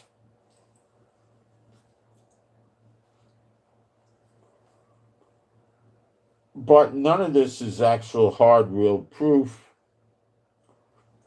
We can't prove it.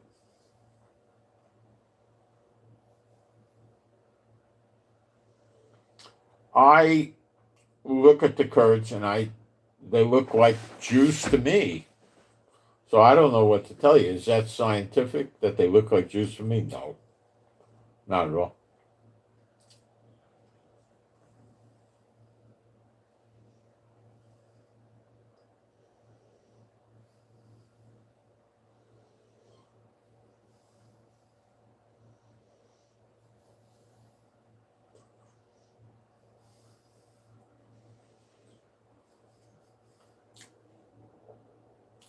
I don't pay attention to their DNA garbage because their DNA, who's a Jew depends on who they put into the database. So and the rabbis tend to have a big deal with that. I don't bother with it. You cannot use it to prove you're Jewish to the government of Israel.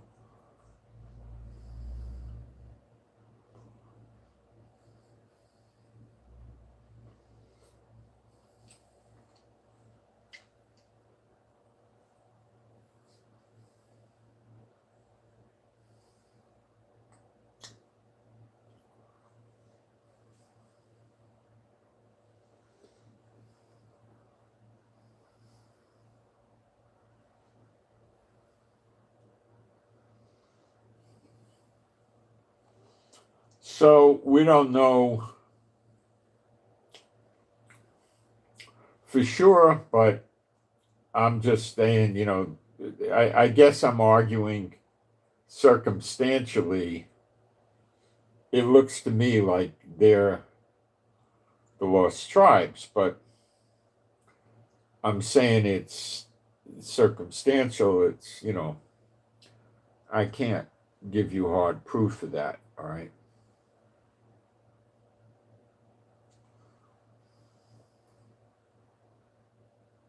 People go out and spend money getting their blood tested I've never done that. I don't know why you want to bother with that. Again, who gets put in the database as being a Jew and who controls who goes in the database? The rabbis.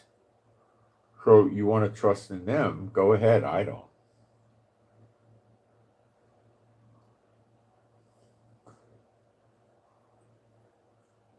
Look at them in Israel. Our kids are superior to yours, therefore they're not going in the army. You go in the army and your kids go get killed. Our kids don't get killed.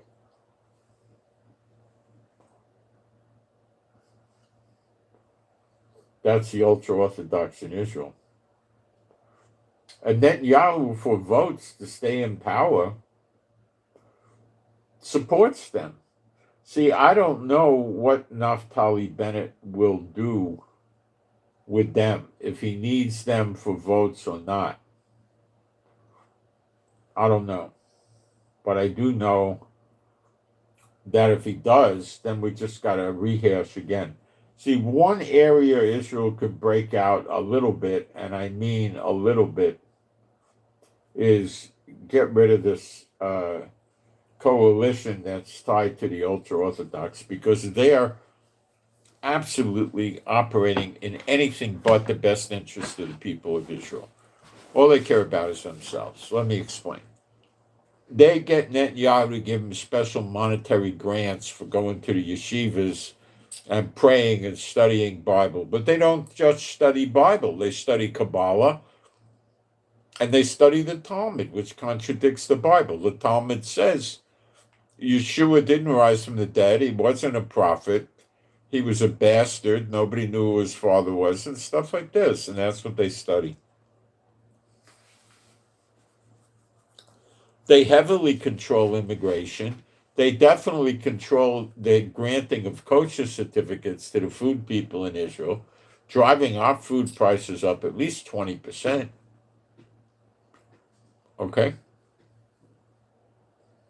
That's my reckoning. I could be wrong. It got to be 10%, probably 20%. And that's a non-biblical concept.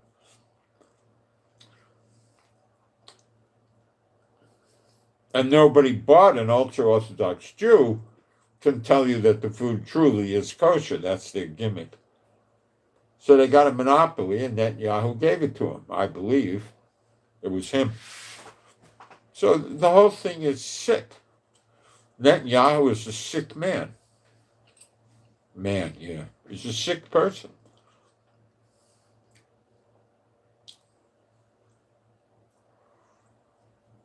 And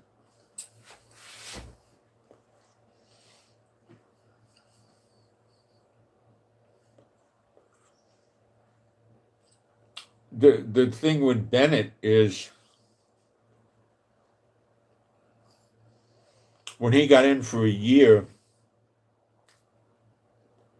he was running on a ticket of change. Did he change? Not much. He did clean up the immigration somewhat. Netanyahu had it so bad. But now that Bennett's gone, I guess he's got it bad again, you know. Bennett was wanting to build hospitals and affordable housing. Building hospitals is good, but the problem is the treatment in the hospitals isn't very good. Now, I'm sure Bennett uses private health care. I'll bet everybody in the Knesset uses the private health care system in Israel.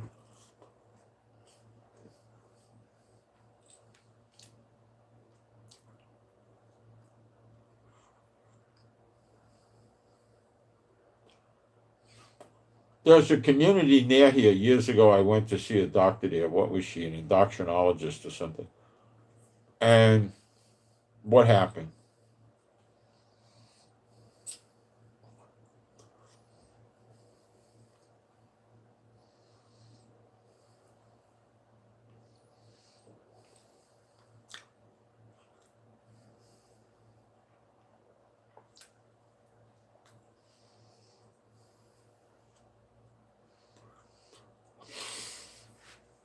The clinic was the regular health care plan. I went to the clinic. The clinic was relatively deserted compared to what I would see in Tiberias. Very few people there. Why? I think it was a more prosperous community, and they didn't.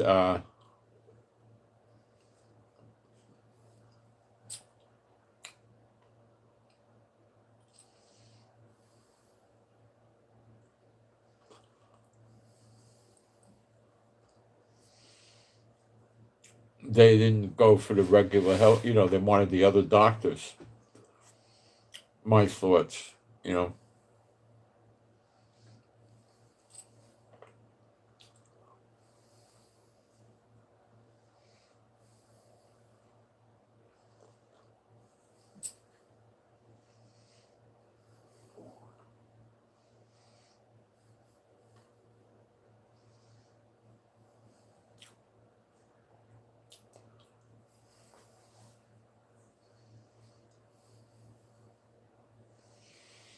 So,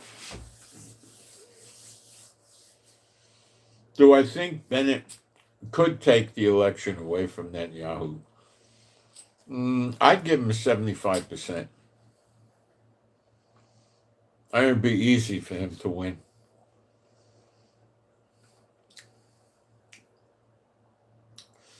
So Netanyahu's got to do something.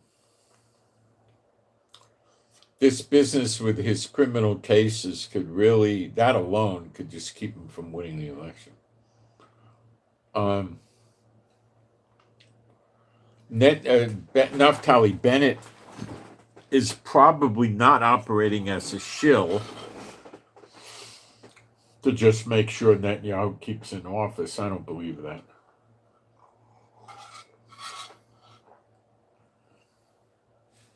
I think he wants it.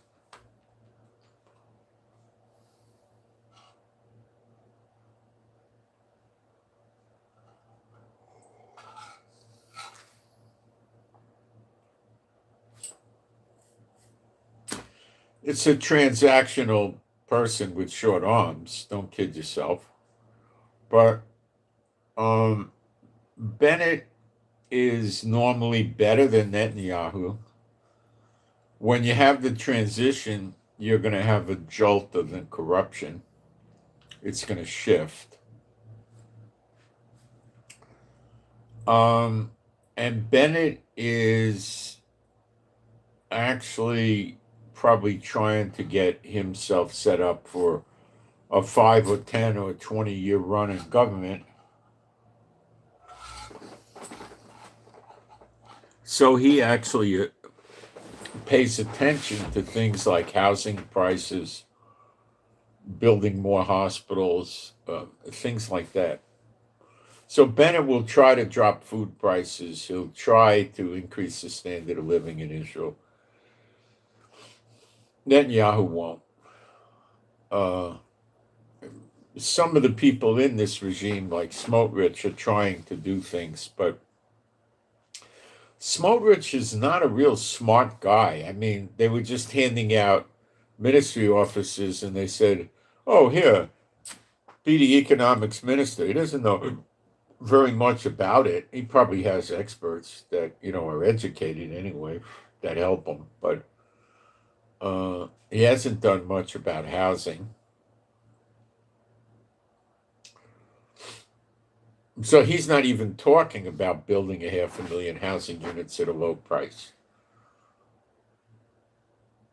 Probably one reason could be they have to put that in the Samaria and Judea, the West Bank, and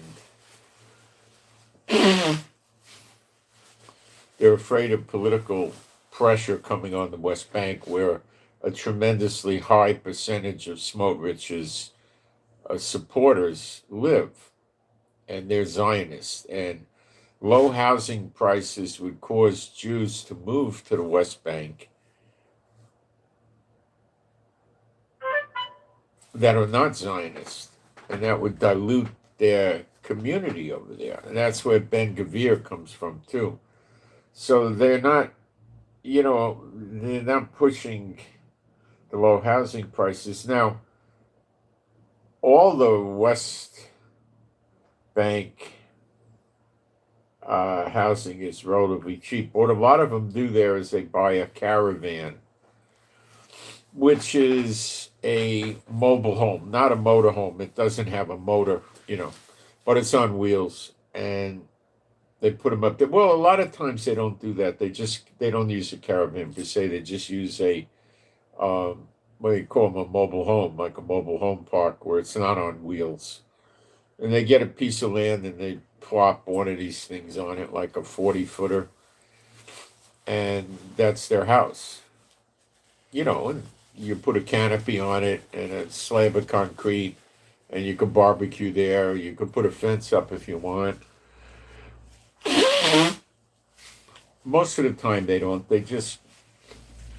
They cluster these near each other to make a little community area, which is probably good for their protection. So if they get an infiltrator or 2 or 3 Muslims or something that want to come over there and they start screaming and shooting, the other homeowners will start shooting back too.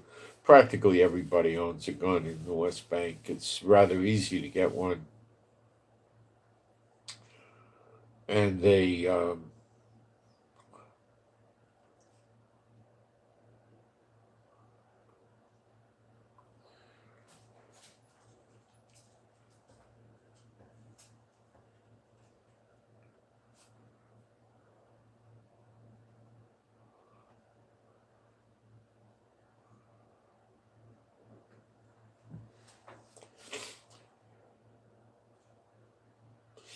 so that's what we see going on. And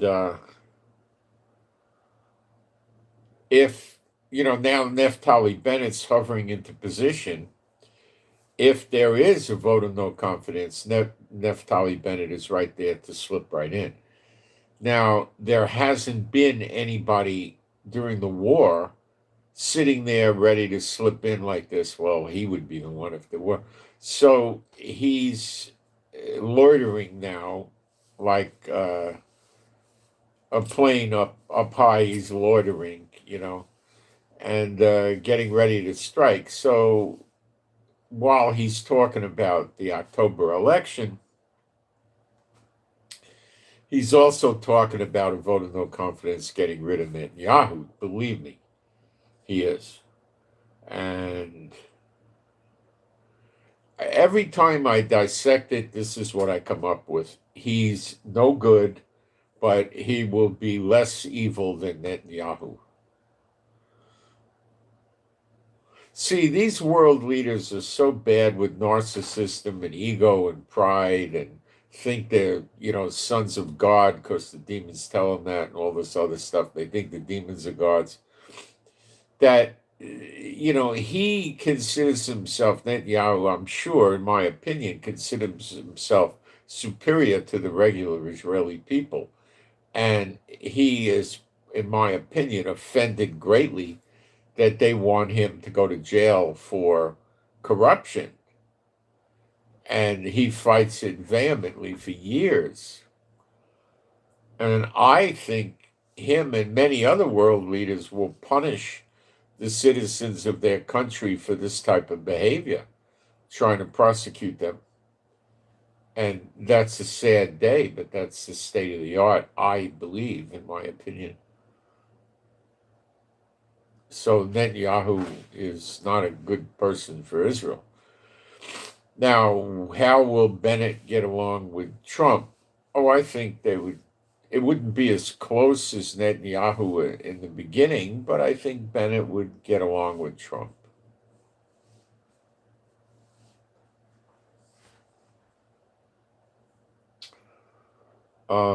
Is Bennett a tough guy with fighting? Yeah, he holds himself out to be tougher than Netanyahu. Have we ever tested this to find out the truth? No. But he could be more. So, in other words, the Hamas refuses to disarm. So Netanyahu doesn't do much about it except talk to Trump about it, and Trump doesn't do anything about it. Would Bennett be more prone to going in and bombing them day and night and telling them the bombing doesn't stop until you surrender your weapons. Absolutely. Will Netanyahu do this? No. No. Bennett may also take a heavier hand with Hezbollah in Lebanon.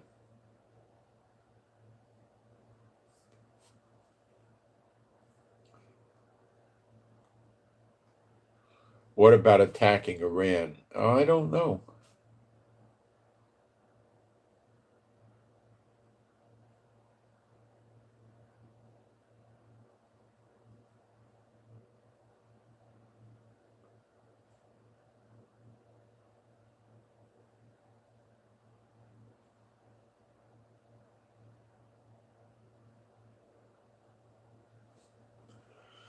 All right. So we'll have to see how that goes. Is Bennett likely to open up immigration to people that are believers? No. No, forget that one. That ain't gonna happen. Let me check the live stream real quick for questions.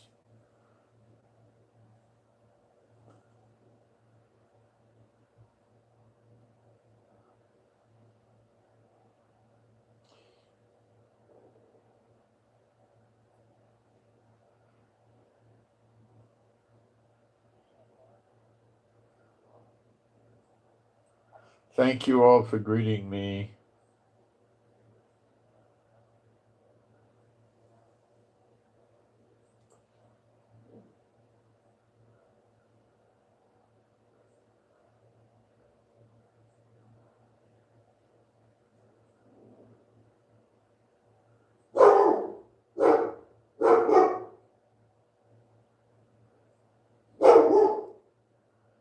Somebody writes, I think, a joke.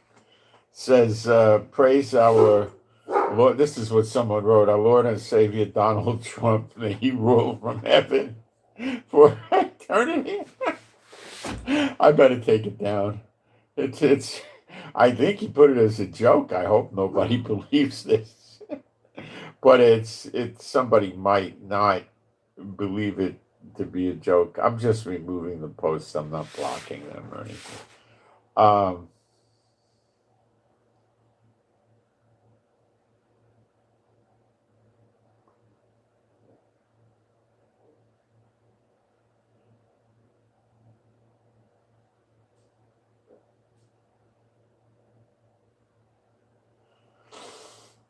Someone's, I don't like people electioneering in the here. Okay. Fantasizing about Greenland and wanting to visit there. Maybe soon it will be possible. I think you can visit it now, but I think what you're implying is you want to visit it when it's the United States or something. But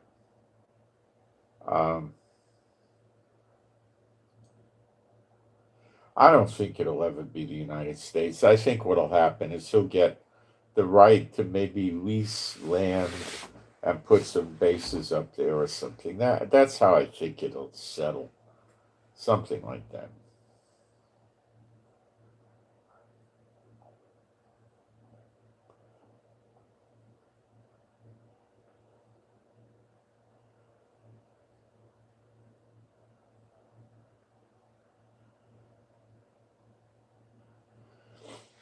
Someone says I have 122 KE subscriber. I don't know what KE means. I could look it up.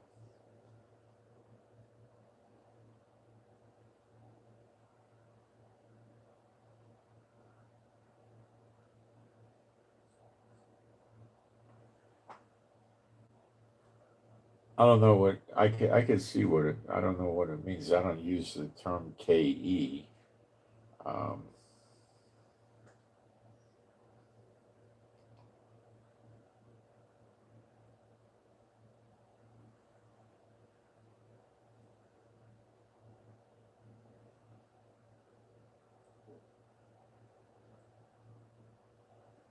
Could be a typo. Let's see.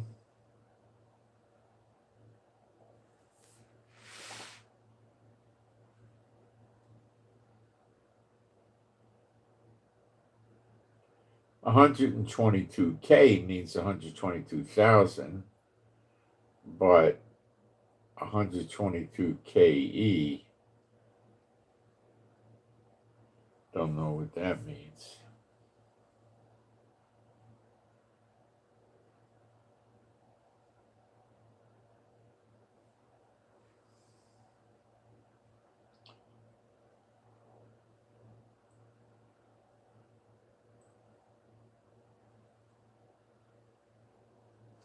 I don't think KE means anything. I'm trying it on artificial intelligence.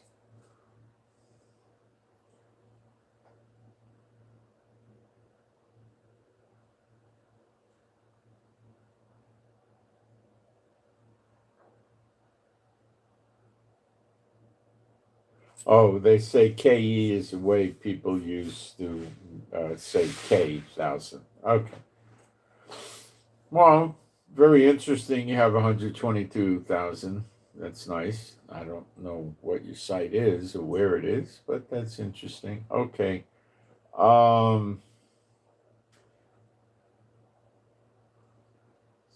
So onemin.ai,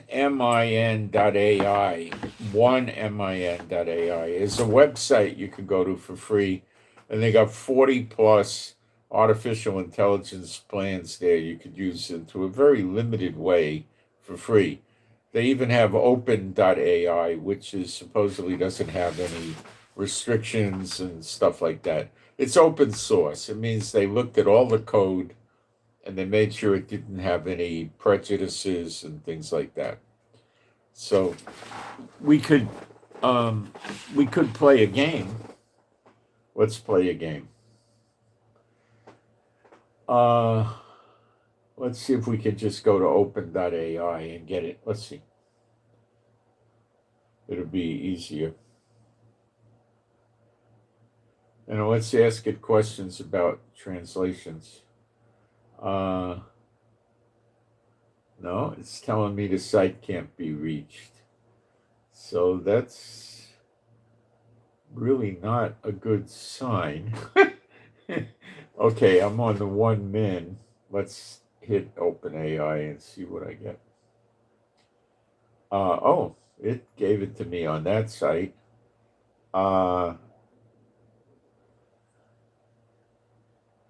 What can I help with? All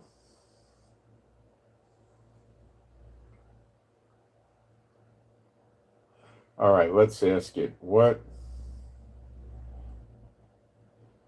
is the oldest Septuagint you can access? Let's see what it tells us.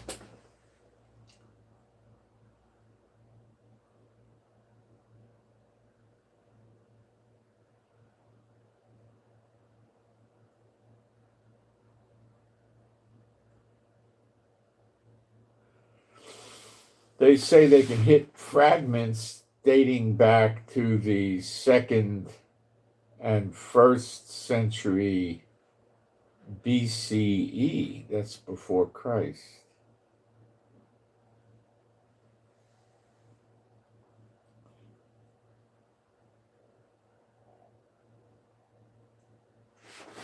Let's see what these early manuscripts are. I'd like to know.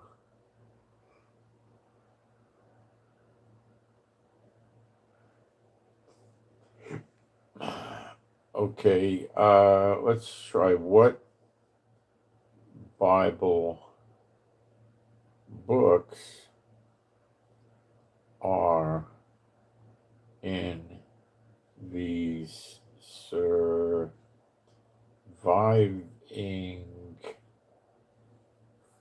fragments.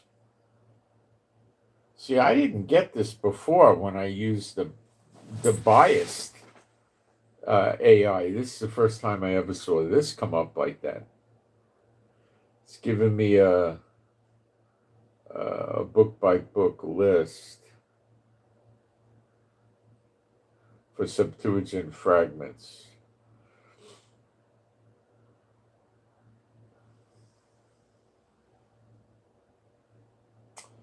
They're saying most of it is the first 5 books of the Bible.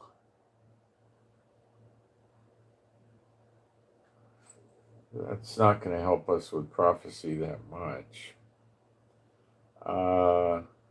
Then they're saying Joshua, Judges, Shmuel, Samuel, First and Second Kings. The wisdom books. Let's go to the prophets. Some of the most important early Septuagint witnesses outside the Torah. They're saying they got Isaiah, Jeremiah, Ezekiel, 12 minor prophets. My gosh, okay.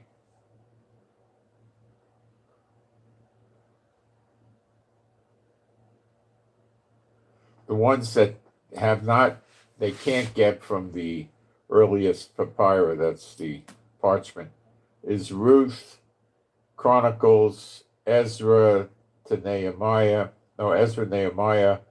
Esther, Job, Ecclesiastes, Song of Songs, and Daniel.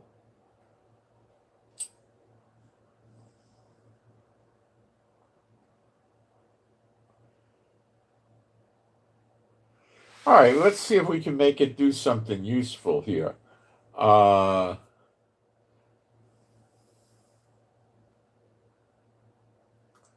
Can you get Zechariah 12 from early fragments of Septuagint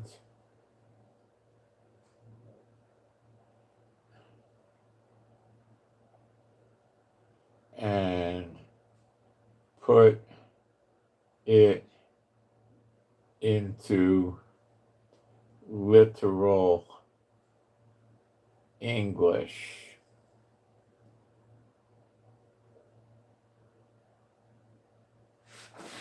Let's see what it tells us. Short answer, yes, it could do it.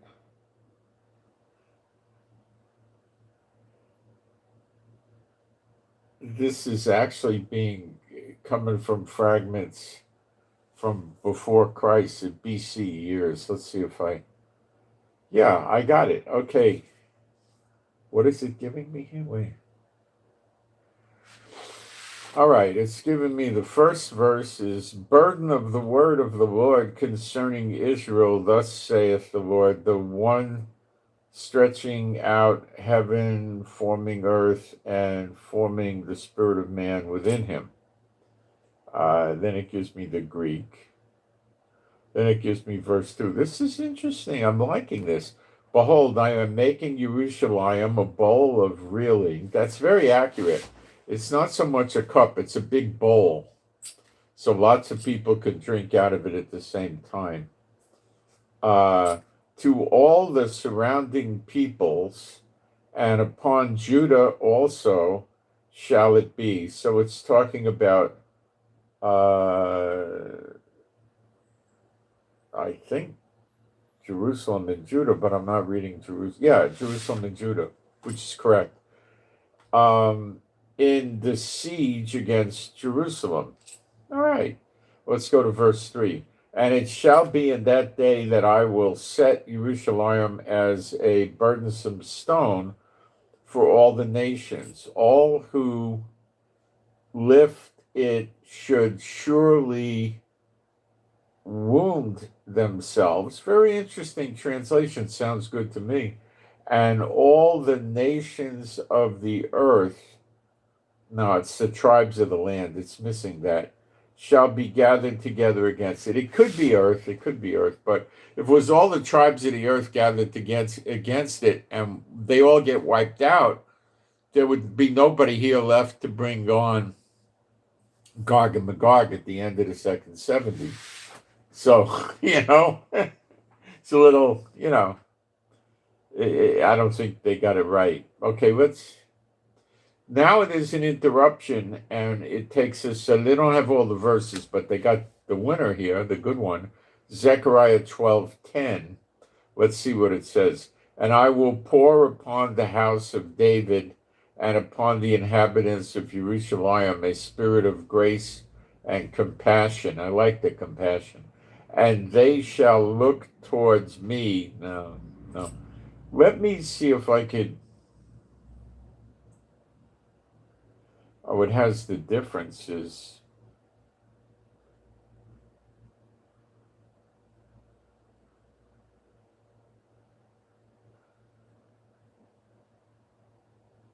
Let me have it to do it again. Let me change the translation a little bit. Do again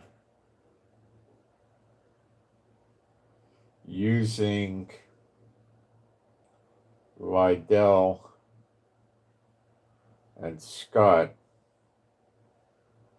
to translate into English.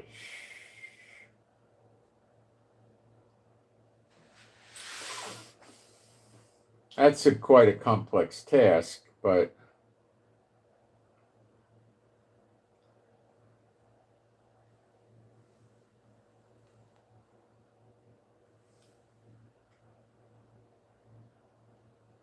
yeah, it said it did it. Okay.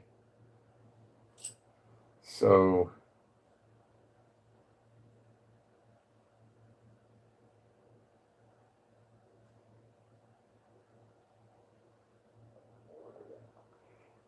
verse 1, a burden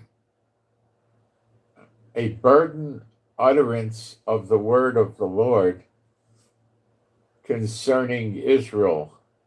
Thus says the Lord, the one stretching out the heaven, laying the foundation of the earth, and molding the breath, their spirit of man within him. That's nice. I like that.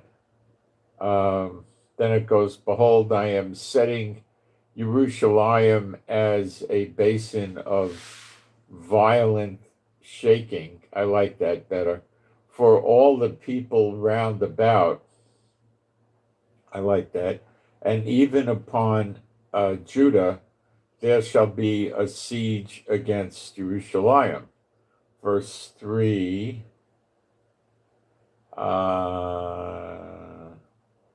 And it shall be in that day, I will set Jerusalem as a stone that crushes underfoot for all the nations. Everyone lifting it shall be wounded with a wound, and all the nations of the earth shall be gathered against it. Verse 10.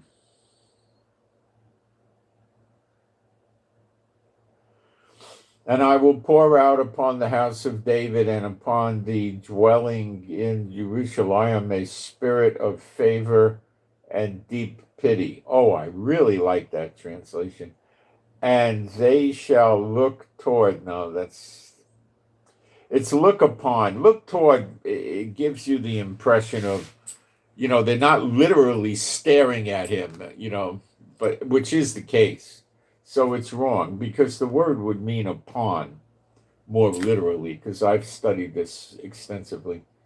They'll look toward me because they danced in, a spirit of favor and deep pity, and they shall look towards me because they danced in mockery and they shall beat the breast over him with lamentation as over a beloved one, and they shall be in sharp anguish as anguish over a firstborn.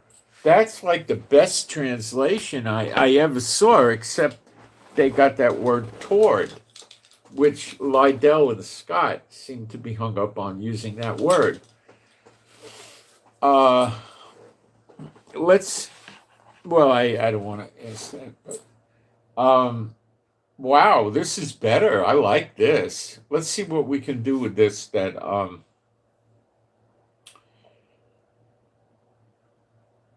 let me think if we can. Okay. Do any ancient manuscripts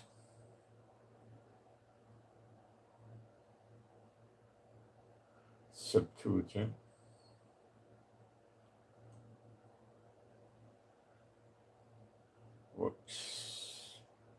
exist for Daniel 9:24.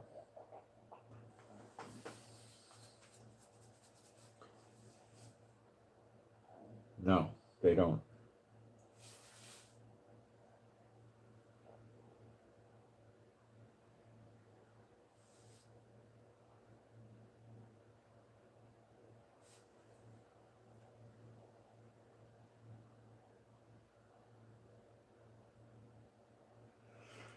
They don't have any early Greek. All right, let's go. See, what I'm telling you here is this. I think in the regular AI, they have it programmed to go to the churchianity sites to get the doctrine and to get the interpretation and translations and meanings and stuff like that. When you're dealing with open AI, there's no biases put in there because they go through, volunteers go through every line of text to make sure it's not there. So it's clean. You got to understand that. It's clean. All right. So let's go to see if we can get this stuff in Hebrew. Why not, right? All right. I'm excited. What is oldest Hebrew Old Testament scrolls, fragments you can access?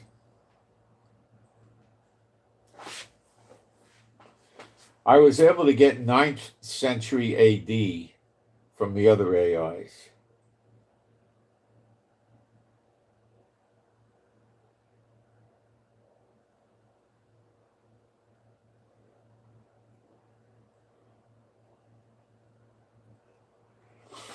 It's telling me they're the Ketef Hinnomam Silver Scrolls.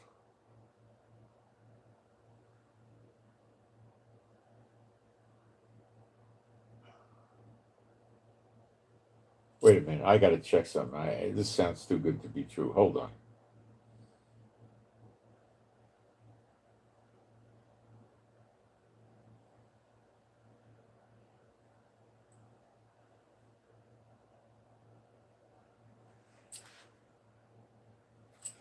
This stupid thing typoed on me. Okay.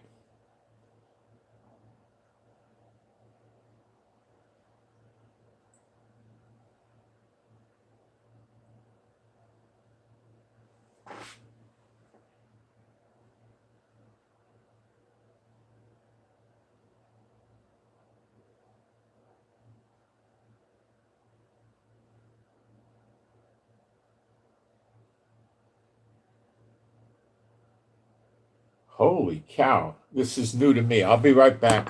We'll go through this. This is going back centuries before Yeshua came to earth. See, I couldn't get this stuff with the other AI programs. They're probably told not to do it or something.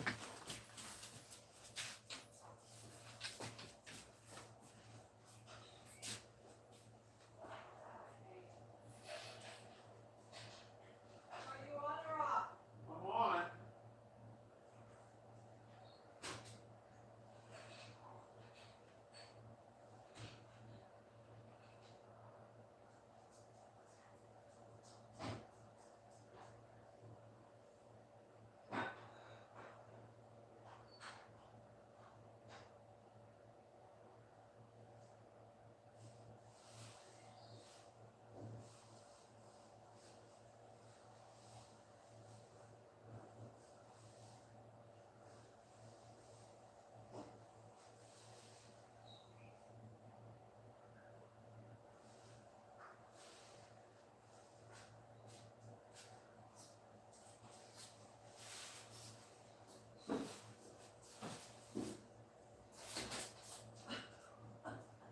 Honey, I am never going to get you.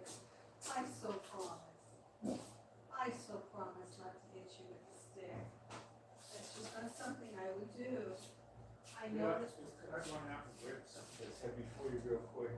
No, I can wait, I guess, because it's cold. I left the trunk out. You want to go shut the trunk for me? That'll help me.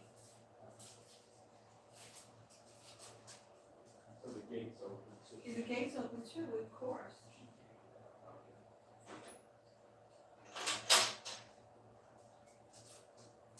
I love you. I'm here. I love you. I need to get in the wood.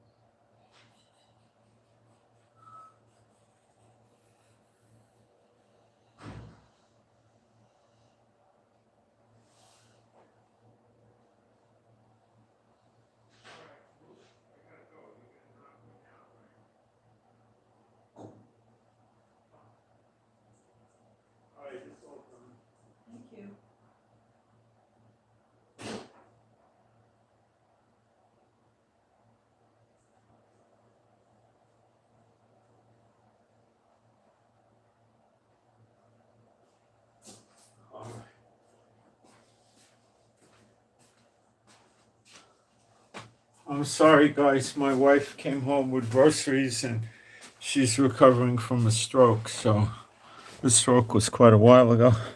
So I had to pull the stuff in. All right. Sorry about that. That's what happens when you're a one-man show like me. All right. So what happened is this. They're telling me they're going to get manuscripts centuries before. Where did this go?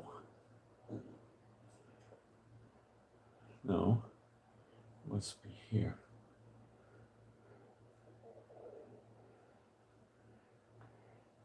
I know I lost where it was. Hold on.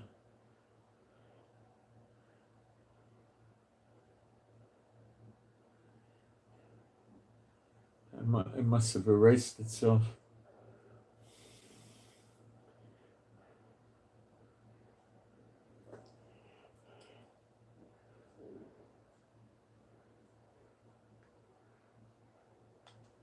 Where do I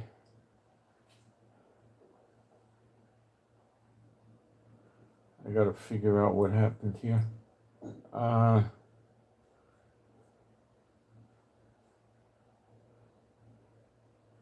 Where do you enter?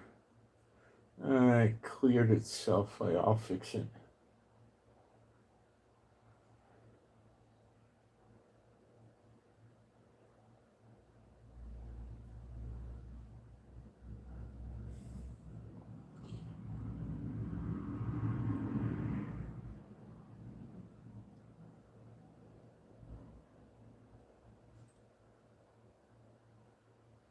I'll get this up in a second.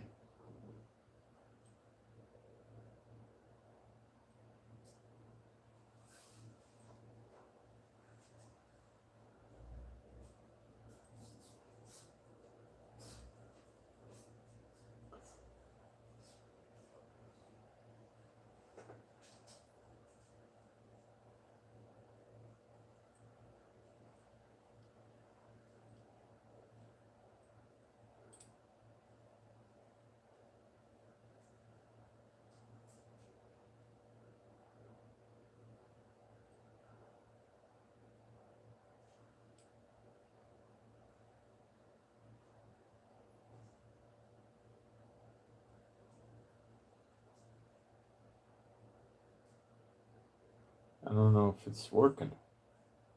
No, stinking thing stopped working. Let me get back there. I gotta bring it back again. Here we go.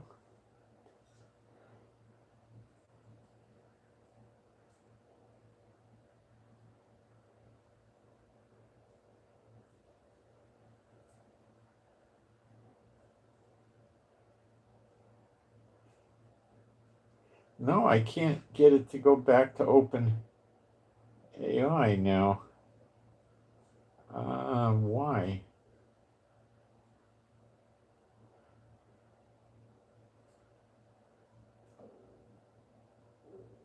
Well, there's another open AI. Let's see if we can get to that one.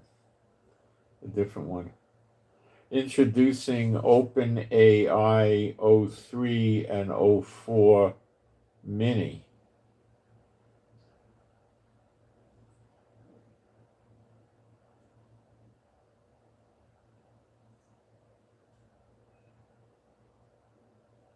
No, I got to pay to use that. Let me try something else. Hold on. What is the website to access open.ai?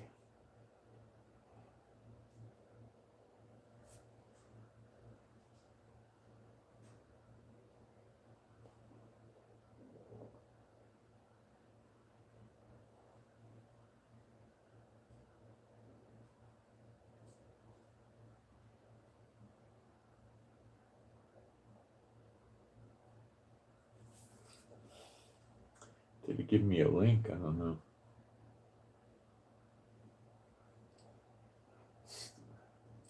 Give me the link, please, that I could cut and paste.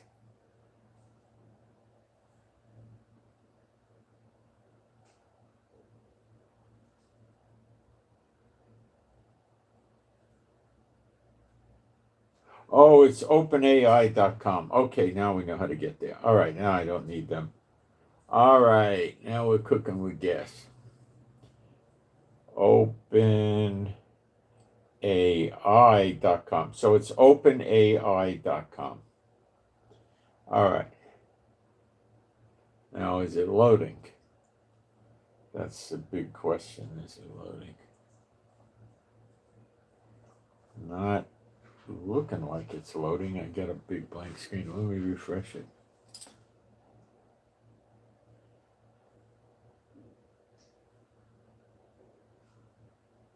I got the right URL, and all I see is this.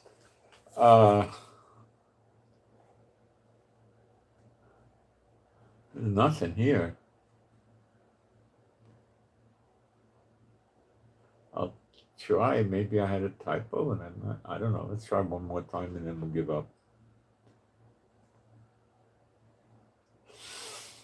OPENAI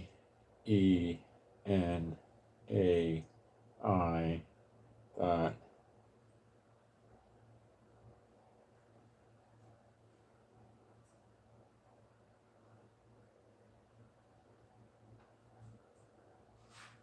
All right, now it got me something that went through this time.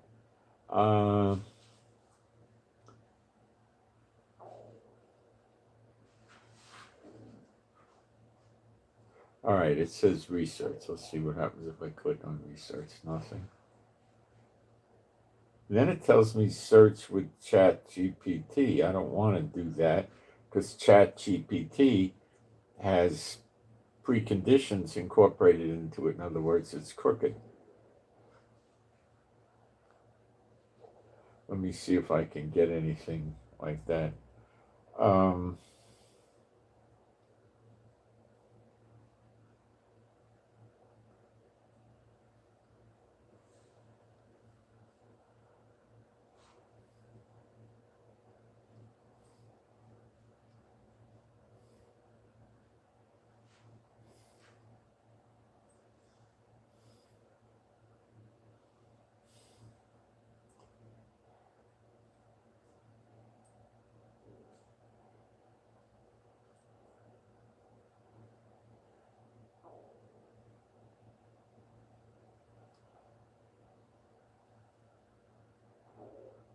I think I can do it now. Let's see if we can get a Daniel 9:24 manuscript before Yeshua was on earth, so they wouldn't have had an axe to grind.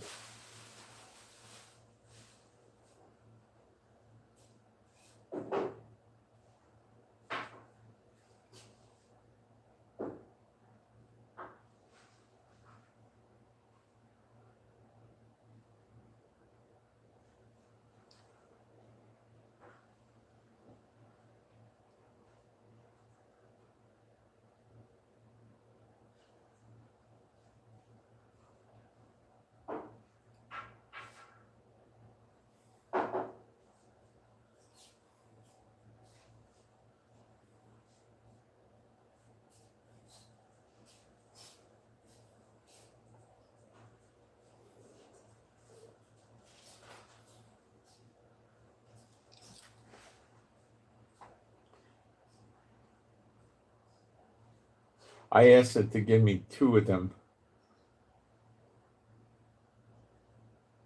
These are supposedly old ones.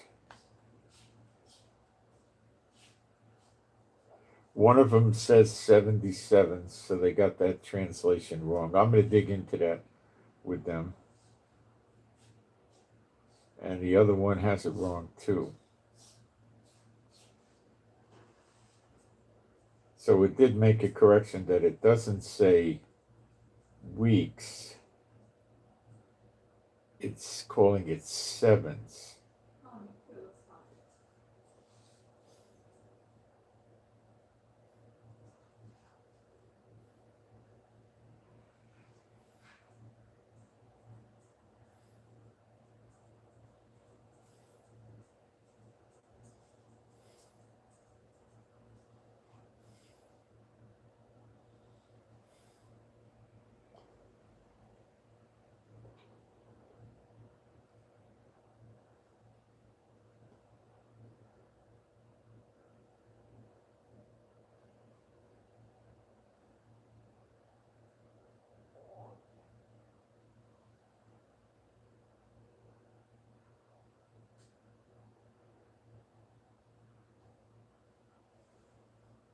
So I asked it a question. Do any of the old manuscripts show 70, 70, Shavim, Shavim?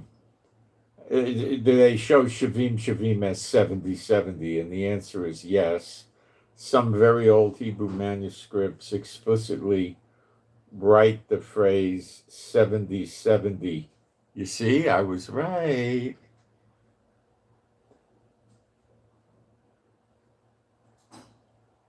Rather than spelling as 70 weeks. All right.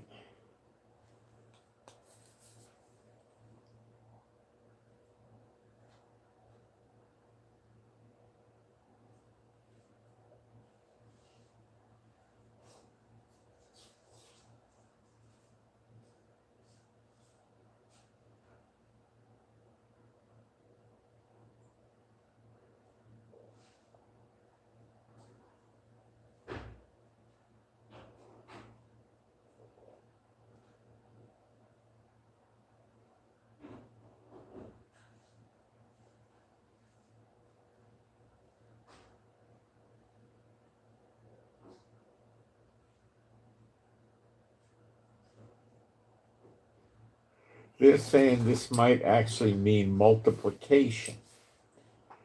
They said that Hebrew often expresses multiplication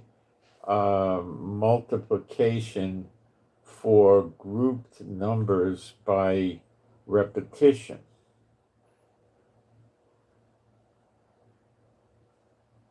So it could be 70 times 70. That's interesting. But this is implied, not stated.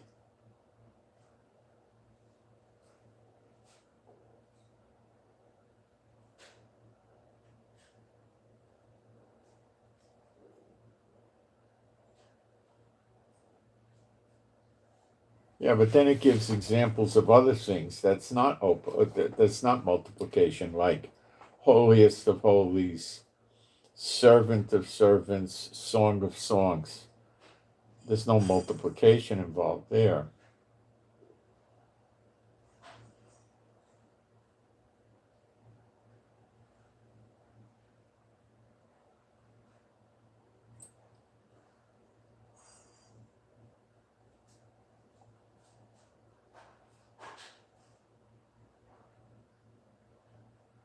Boy, I wasn't getting this in the other AI, was I?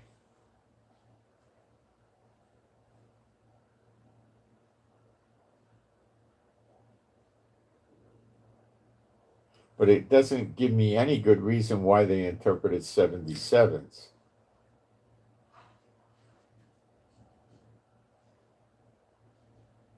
It does say using weeks is not right.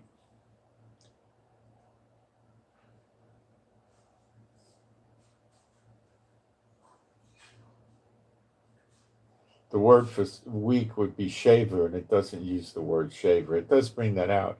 This is truly better than anything else I saw so far.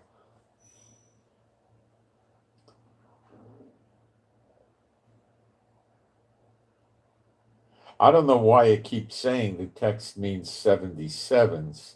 Other texts don't interpret it that way, see, so I'm not alone on this. But if you try to find another published work like that, I only found one.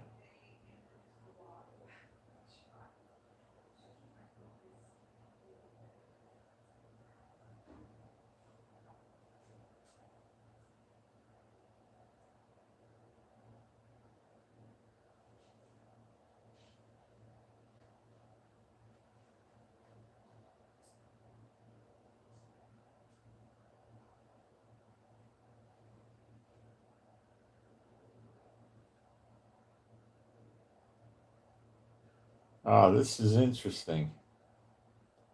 All right, let me have it do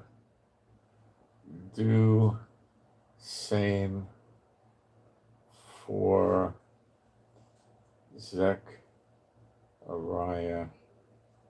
12:10. Oh, let's try 6 and 10.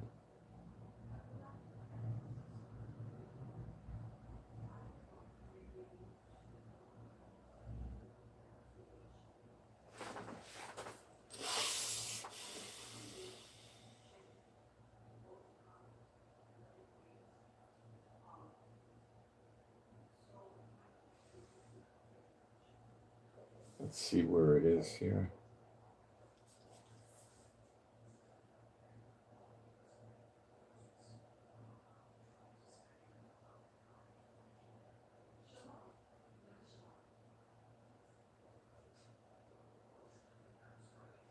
(12:6) from Dead Sea Scroll, put into literal English. In that day I will place the clans of Judah like a.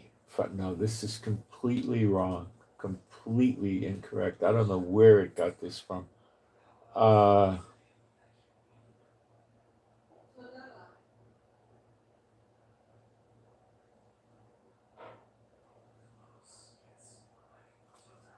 That's just all wrong.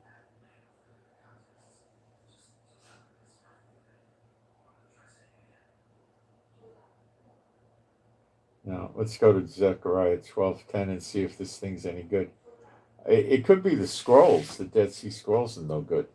I will pour out upon the house of David and upon inhabitants of Jerusalem a spirit of favor and supplication, and they will look toward me, back to the toward me again. It's upon me. Or on. I'll, it's.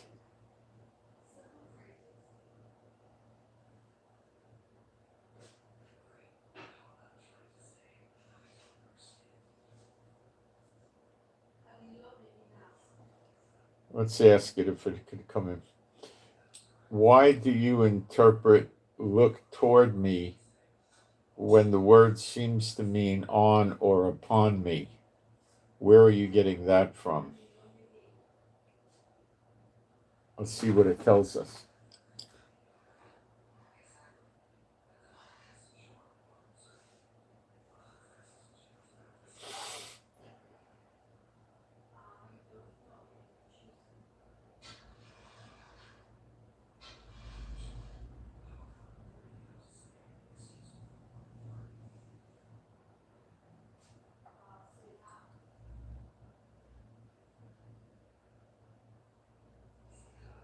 Yeah, it's saying they look toward onto me. No, it's not that. They're concealing that they see him. That's Revelation 1:7.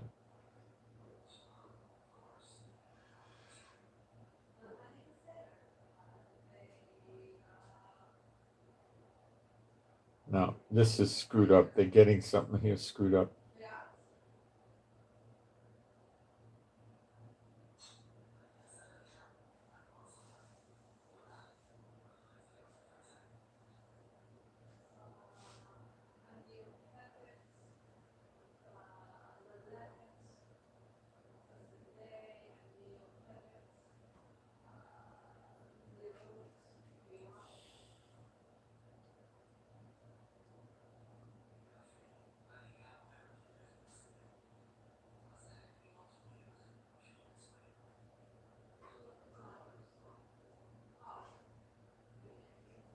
It's giving me a clarifier to look toward, and then it's going more literally.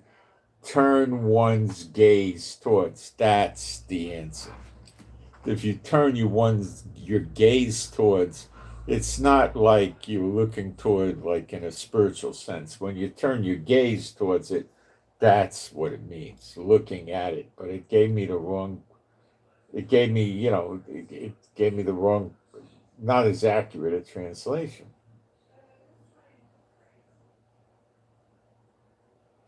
And then on the other hand, it says, Moses hid his face, for he feared to look toward God. You see, that's different. That's what I'm saying.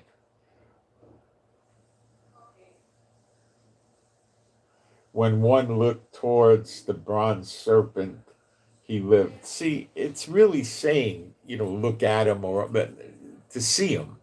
We would say in English, you see him. Like Revelation 1:7, every eye shall see him, But this thing was getting confused. And it wasn't giving it to me the way I'd like to see it translated, because the English gives you a different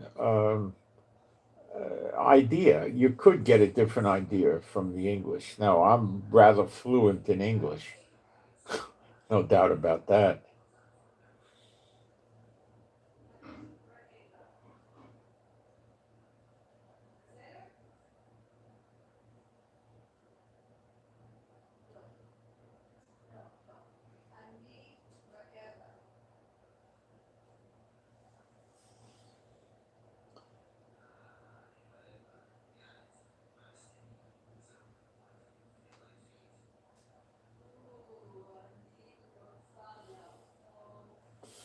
This is very interesting, but it's still deficient. I'm going to try this on transportation investigation and see if I get anywhere with this.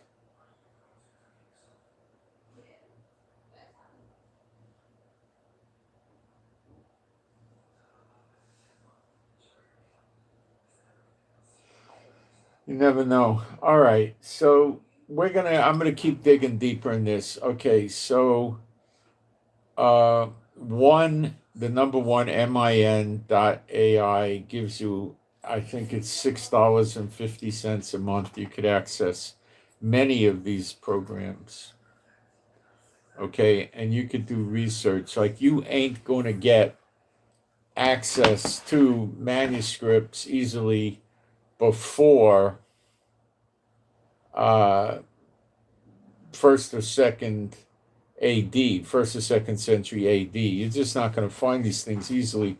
The only Hebrew manuscript I can get my hands on, a complete one, is 9th century AD.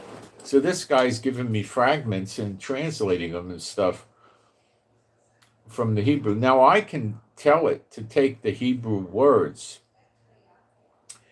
and translate it using Jacinius or Brown, Driver, and Briggs or Strong's into English. I can do that and get rid of its bias, but I don't want to keep you tied up here. I'll try it myself and see what I get from it, okay? And, this is a fantastic tool. I could actually tell the thing, translate the Zechariah 1. And if I like it, I save it. Then chapter 2, then chapter 3. And every day, I could do quite a few chapters. Of course, if I had the audience that the false believers have with the Satan bot teachers, with the phony believer, the people that aren't really believers that think they are, I could have a staff do this for me, and I could just read the works and check it, and it would probably take a year or close to it, maybe not a year, probably a year or 6 months, but I could get it done. Now, if I ever found one of these things I trusted, I could have it translate the Bible in probably a week, and then you'd have to put it up on a website in a workable using fashion and stuff like that. Now, these things also let you do all kinds of images that you can't create. Now, I was trying to do an image the other day with Trump dressed as as a Caesar, driving a ancient Roman prison wagon, which has bars, with Khomeini in the wagon, and Trump and Netanyahu dressed as his legate, like his general or something, seated next to him. And it wouldn't do it. It wouldn't give me anything good. And that was because I think it didn't want me making fun of world leaders. So instead of telling me that, it was just messing it up so I couldn't get it right. So it has these, other than the open source AI, they're going to have prejudices put in there by the left wing. Not the neutral people, not the right wing, the left wing. So it's going to have tons of prejudices for the left wing. Now, when it comes to church stuff and Bible stuff, they're going to the left wing. These are S-bot left wings, of course. They're going to bring you to the churchianity lies as the reality, okay? So now I can break out of the churchianity lies, and I just got to figure out how to get it to do the translations clean. And there's a lot of ideas I have that I could use to get this to work. All right. Like Gesenius, the original Gesenius work is probably a good work. The reason I think Gesenius and Strong's and Brown Drivers and Briggs is no good is because the church publishing houses sell these works. Okay? And if they sell them, they're tainted. Okay?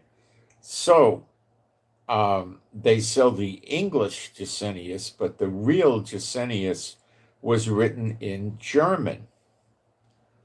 So then I could tell AI, and it'll do this in a split second, to take, let's say, the Masoretic, an old Hebrew, fragments of the Old Testament, in Hebrew that go back previous to the days when Yeshua was on earth, and tell it to translate it using Gesenius in German. So it's going to go from the Masoretic, from the Hebrew to the German Gesenius, look up and then put it into English. So I don't think I'm going to get the tainted versions that way, but I don't know. In other words, I'm going to confuse the artificial intelligence by sending it on all these tasks that it's not going to be able to impose its will on me or something. But when I asked it why it did these things, like gaze towards, it didn't say gaze toward, it said toward. Maybe it was trying to make it shorter, but I'm very suspicious. When you say gaze toward, everybody knows what you're talking about, look towards. Okay? Come here, class, look towards the street. And they call everybody to the window, look towards the street. That means you're going to look at the street. See, gaze towards, look towards, that's a horse of another color. And now I've learned for the first time that there's quite a few works that are considering the 70/70 not as 70 weeks or 77s. They're considering it the way I do, 77. And it's a possibility. It could mean multiplication. But why I don't think it means multiplication, although we need to be careful, you take the number 70 and you multiply it by 70, and you get 4,900 years. So did we come to the opinion that Daniel was written, 4,900 years before redemption?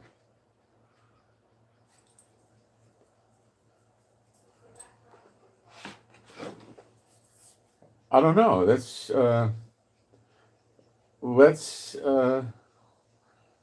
check this. This should be easy to check out.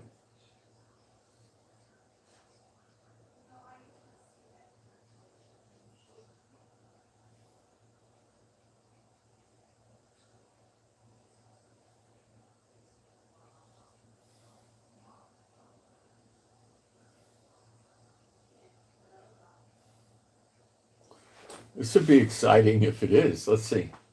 So we go back and see, when was the original book of Daniel written?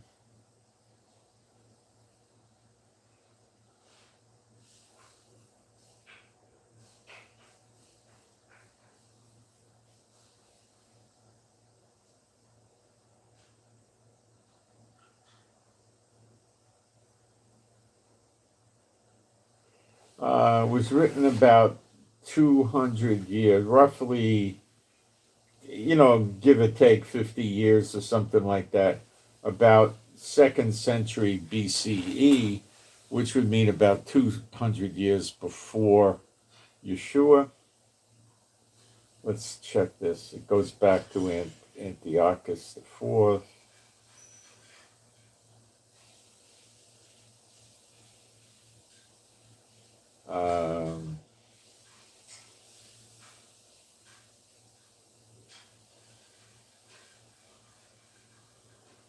Well, if they're right, and they're probably pretty good at it. So you're talking about 2 centuries before Yeshua, right? 200 years. So Yeshua is approximately 2,000 years ago plus 200. You got about 2,200 years ago. And where do we get the 4,900?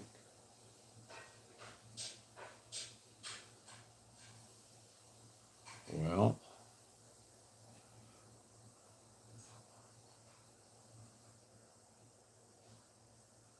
we got 2,200, so we got 2,700 years left. So if we just was going to rough cut this and say 1,000 years millennium, you got 1,700 years left. So Satan's going to be released after the 1,000 years by 1,700 years? No, I don't think so. Doesn't compute, guys. Not to me. I'm not getting it. I'm not getting it. Doesn't seem to make sense. So the multiplier thing is not a mandatory at all.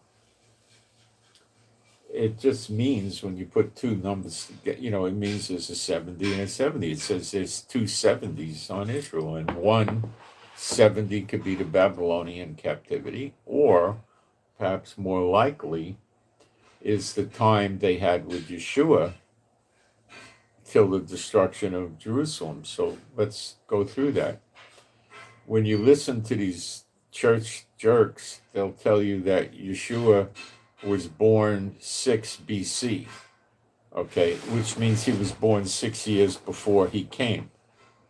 That's what they try to tell you. You see, they're idiots, okay? There's no excuse for that in academia. They're idiots. How can you say something like that? Other people tell you he came 3, 4, 5 years AD after Christ. So obviously they're both wrong. When he would have come would have been 0. In other words, that he would have come, it would be the end of the BC era and the absolute first day in the era of Christ or something. So the AD means after death. So none of their things really make sense. But if we're going to use the AD stuff or the CE, same thing, the temple was destroyed in 70 AD. So that's your second 70. From the time Yeshua came would have been 0. So then 70 years later, the temple was destroyed. So that would have been the first 70. They had Yeshua. Remember, it all started when he was born. There was signs in the sky, and the Magi were coming, and they were giving offerings, and then Herod was killing all the male children. They had to flee to Egypt. This was a great big event. So the people were already being influenced this way because they knew Messiah was there. They didn't know who he was. Okay? So that period of time from when Messiah was born to the destruction of the temple, and we went into the punishment period, that is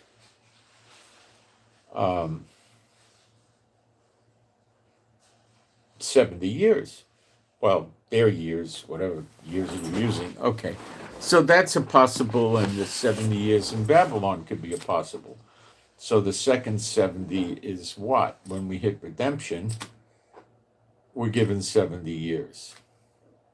And at the end of the 70 years, Yeshua is going to return, and he's going to burn up the garbage. The trees that don't bear fruit are going to get cut down and thrown in the fire, which is the lake of fire. So that's your two 70s. Okay, now, of course, I don't expect artificial intelligence to know this. You can't expect artificial intelligence to give you Bible interpretation. You can wrestle with it over language interpretation, and maybe it'll make some sense. But when you're starting to ask it to interpret prophecy, that it cannot do, because it does not have the Holy Spirit. Okay? These things were given unto you who will understand them, not to the ones that it's not given to. They'll never understand it. And salvation, the last time I checked, was not given to machines. So it's never going to get it.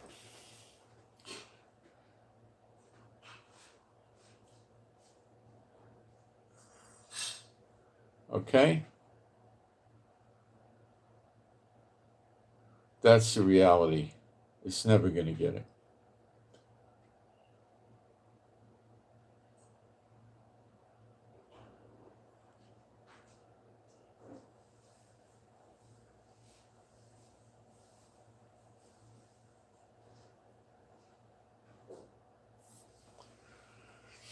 But I'm going to use this and dig deeper and deeper.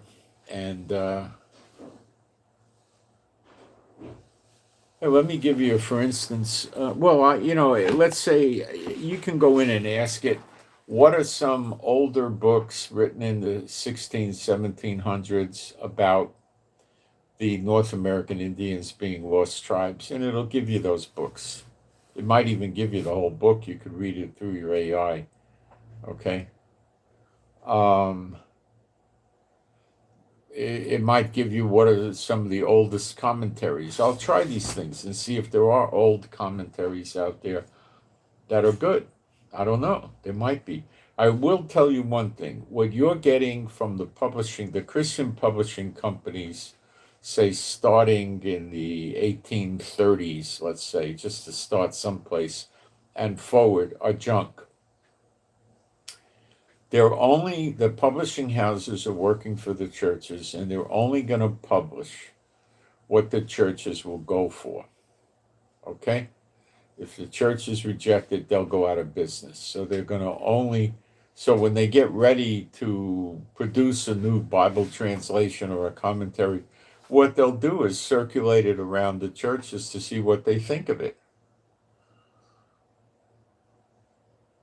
But they're Satan bots too, and they're not going to put anything good out there. Okay? So you could forget that. All right, now, do I know if it was the same way in the 1700s? No, I don't know. I suspect it could be, but it might not be. It might have been looser. They weren't very worried back then. Okay? America was a nothing country in the 1700s. There was no world power or anything like that. It didn't have the railroad yet. It was just partially occupied. They were busy killing the Lost Tribe Indians. They were trying to settle the place. They were trying to bring people in from Europe, and they didn't have much of anything going on. Okay? No. So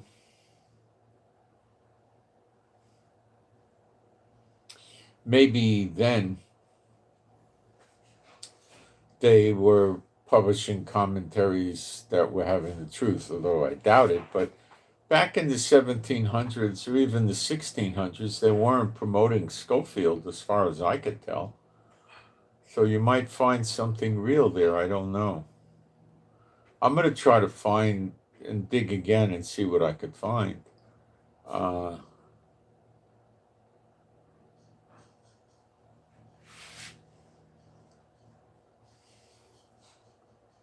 But I don't think we're going to find anybody that did our work for us. Because the days that they would have been doing this work were the days of darkness when no man can work. So there wasn't anybody running around with the true gospel. So I don't think we'll ever find it myself. But when you go into finding works that were originally written before Yeshua came to earth, that's a horse of another color. Those were not the days of darkness. There was darkness, though, but not the same thing. Once you hit 70 AD, which would have been, in the first century AD, once you hit that, then there was darkness. So that's when the apostles were finished, I believe, and maybe John wrote the book in those years, but probably before Revelation, I mean.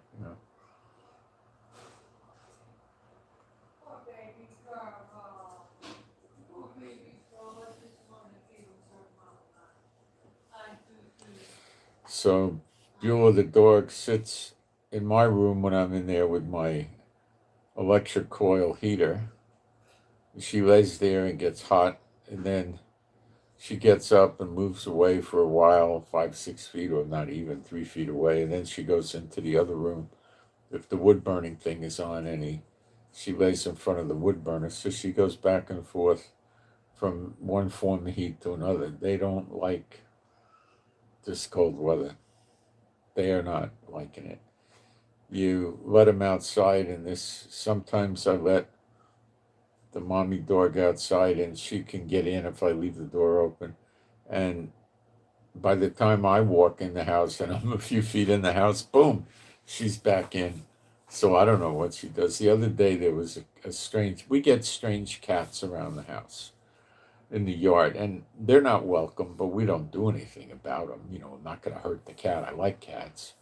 They're wild cats, and they try to open up our garbage and make a mess and go through our garbage, so we have to be careful. So the dogs view the cats as territory violators, and they hate it. They don't like it one bit. So one of these cats was outside, and he was under a table, and the mommy dog came out. Now, she's one tough dog, and she's smart, and she looked at the thing under the table. Now, a dumb dog would have tried to crawl under the table, and the cat would have whacked it with its claws across its face and then ran away. So the mommy dog's smart, so she knows she can't get the cat by going under the table, so she stands there and figures she'll wait the thing out. So we had a stalemate, and the mommy dog wasn't coming in the house, and we wanted her in the house. I think it was raining or something. So my wife threw something to spook the cat. So the cat got spooked and bolted, and the mommy dog ran after her so fast she was practically ripping the concrete up. But of course she didn't get her. The cat jumped and got out. But they never get the cats. They just scare the daylights out of them. And I don't mind that because it keeps the cats from coming in the yard and trying to make a mess. Plus the birds don't particularly like them. But the birds that we got, the cats can't really get in. But some of these birds they're pretty big parrots. They would be able to. The cat made one mistake, the bird would nail it with its beak, and they could take the hardest nuts you could find and just put them in their beak and crack them. They bite down on the cat, they're going to hurt it. When we first got Yaffa, we had at the other house, we had one parrot, an African gray, and he learned the dog's names to be a jerk. So he calls Yaffa. She was downstairs with me and Chief, and he called Yaffa to come to her cage. So she goes, he wants to play. She was maybe a year old, and she runs over there. And what this jackass parrot did is he was hanging upside down, trying to bite Yaffa and get away from her before she could bite him. So I broke that up before it happened. So they're smart. He's trying to make her come over to play, and she says, oh, the bird wants to play, I'll go play. And then he was going to hurt her. Jerks. Sometimes those birds can be real jerks, One of them that we found out is 25, 26 years old. Yeah, that's old. They can go 40, maybe more. Don't know. They go a long time. That's the pet people get when they get on in their years and they want a pet that they die before the pet does because they can't go through the pain of losing a pet again, and they wind up, getting one of these parrots, and then the parrot has to go through a traumatic mourning when it's with somebody for many years and falls in love with them, and then the person's gone, and the parrot gets very bummed out. However, if you can get the parrot in a home with somebody else, like another retired person, where the person has a lot of time to play with the bird will generally adapt pretty easily. The animals tend to live in the present, and it's easy for them to forget the past. It's easier than it is with people, So a good home for a parrot is retired people that are home all the time and don't have any kids or other pets, and they could just play around with the parrot all day, put the parrot on their chair where they're sitting down or on their shoulder and talk to them and play with them. And, the parrot eats that stuff up, He loves it, And then when the sun goes down, you just put the parrot in the cage, and they just put themselves to sleep. And they sleep usually about 12 hours. They sleep from the sun goes out to when the sun comes up. And of course, that's different in the winter. Of course, they'll go to bed early and they'll get up later. But in the summer, like June or something like that, they'll go to bed later. They'll go to bed 8:30 or something, and then they might wake up at 5. So they vary, but they do fine. And they don't go to work, so if they got to go to sleep during the day, they go to sleep during the day. So I'm excited with this new level of AI I could access with. Then this is what the geeks use. They don't use Grok or Chat GPT because it has all the biases and the prejudices and the predetermined in there. They don't want that junk. They want real AI. So you got to get an open source AI. So I'm learning. Now I do use Chat GPT, Grok, and stuff. They're very useful for, like, if you want to go shopping, like you want to buy a pair of sneakers or something like that. You want to know what to get, what's the best reviews, in 2 or 3 seconds, or in some cases 20, 30 seconds, it'll get you more information than you'd get in 4 or 5 hours. And then you could ask it, where could I go to buy it online at a good price? And then you could ask it to take into account the shipping and the customs and everything. I mean, it's really good if you want shopping. If you want to learn how to use health supplements, vitamins, mineral supplements, to help certain conditions. Chat GPT and Grok are both extremely, so is Gemini. They're all very, very good for that. Their advice seems to work very well. Yeah, I've taken their advice and it works well. They're good. Medical diagnosis, although you're not supposed to do diagnosis with it, it's not supposed to do it. It does a pretty good job as far as I know. So it goes through the symptoms and things like that. Probably would work on veterinarian issues too. I haven't tried it, but I'm sure it would.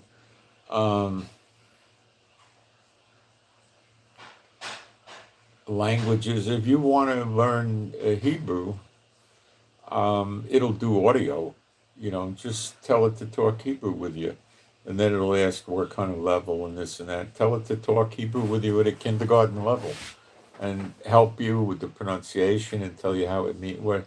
It'll do all that for you. And actually, it will do a good job. And it's, it could be free. Or you could pay the $6.50 a month, I haven't checked it, but I understand for the $6.50 a month, you can download an app that does the same thing, but you don't have to go to the website. It has all those choices. I think I'd rather have that. It's the same price. I'd rather have that than have to navigate to the website. It's easier to use the app. So what a lot of people do is they try their research on 2 or 3 different AIs and see what goes on, which one you think is more accurate or that kind of thing. But it'll teach you a language if you want to sit there with it. You could learn French, German. You could probably play a YouTube video in Russian into it and then pause it and then ask it to translate the Russian into English, something like that. Some of the AIs will watch and listen to videos with you. And, a lot of them won't, but some of them do. They'll also make videos, they'll make images.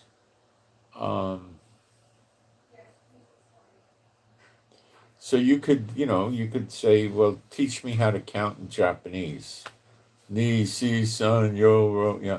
So it'll it'll teach you, and then you can say, "Teach me how to count in French." Un, deux, trois, quatre, cinq, six, sept, huit, neuf, dix. And then say, "What are the colors in French?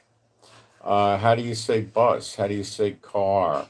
How do you say water?" It's a funny joke. The water in French is low.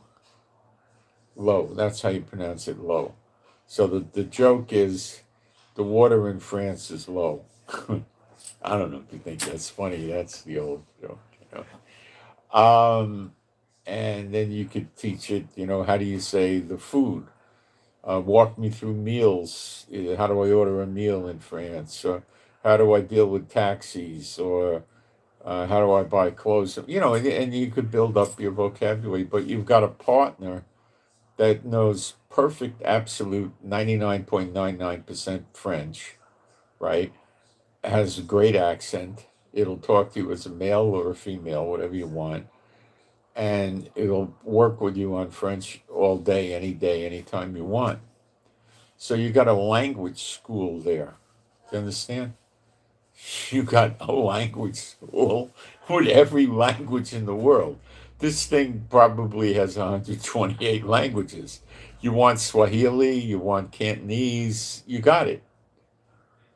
Whatever you want, it got it. Okay, it'll do it. Um, it'll help you with like an iPad. Your iPad's having problems, punch the symptoms in, it gives you the solution.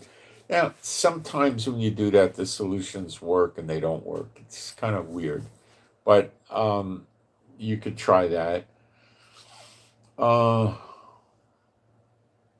do all sorts of stuff.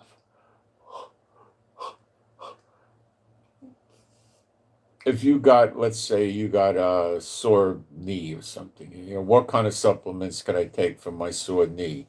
And then describe the sore knee, what the pain feels like. Is it got inflammation? Is it cold? Is it bleeding? What's the trauma? How long have you had it? Give it the whole background. And then it'll come back and tell you what's wrong with your knee. And I think it'd be very, very accurate, better than a doctor.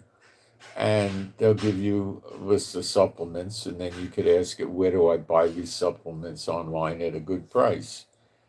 And I would tell it, leave off eBay and Temu and AliExpress, so you get legitimate sellers, and it'll tell you where to go buy it in your area at a good price. That would take you hours and hours to figure out, Now, I don't know what would happen if you said, okay, I'm a martial artist. Let's say somebody tries to throw a left hook at my face from a distance of 3 feet, and I want to kill the person.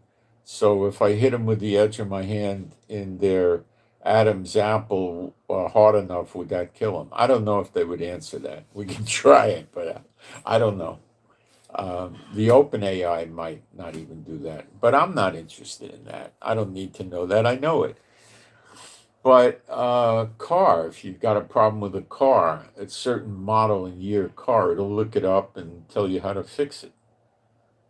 Any car in the world. So you got the manufacturer's repair book for every single car ever made, that published one. You understand? You're getting the drift of this? Okay. You've got every history book ever. You've got every library book in the world in any language, all of them at the same time. It's a shame it doesn't have movies, but it might be able to get you a movie from archive.org, which does have movies.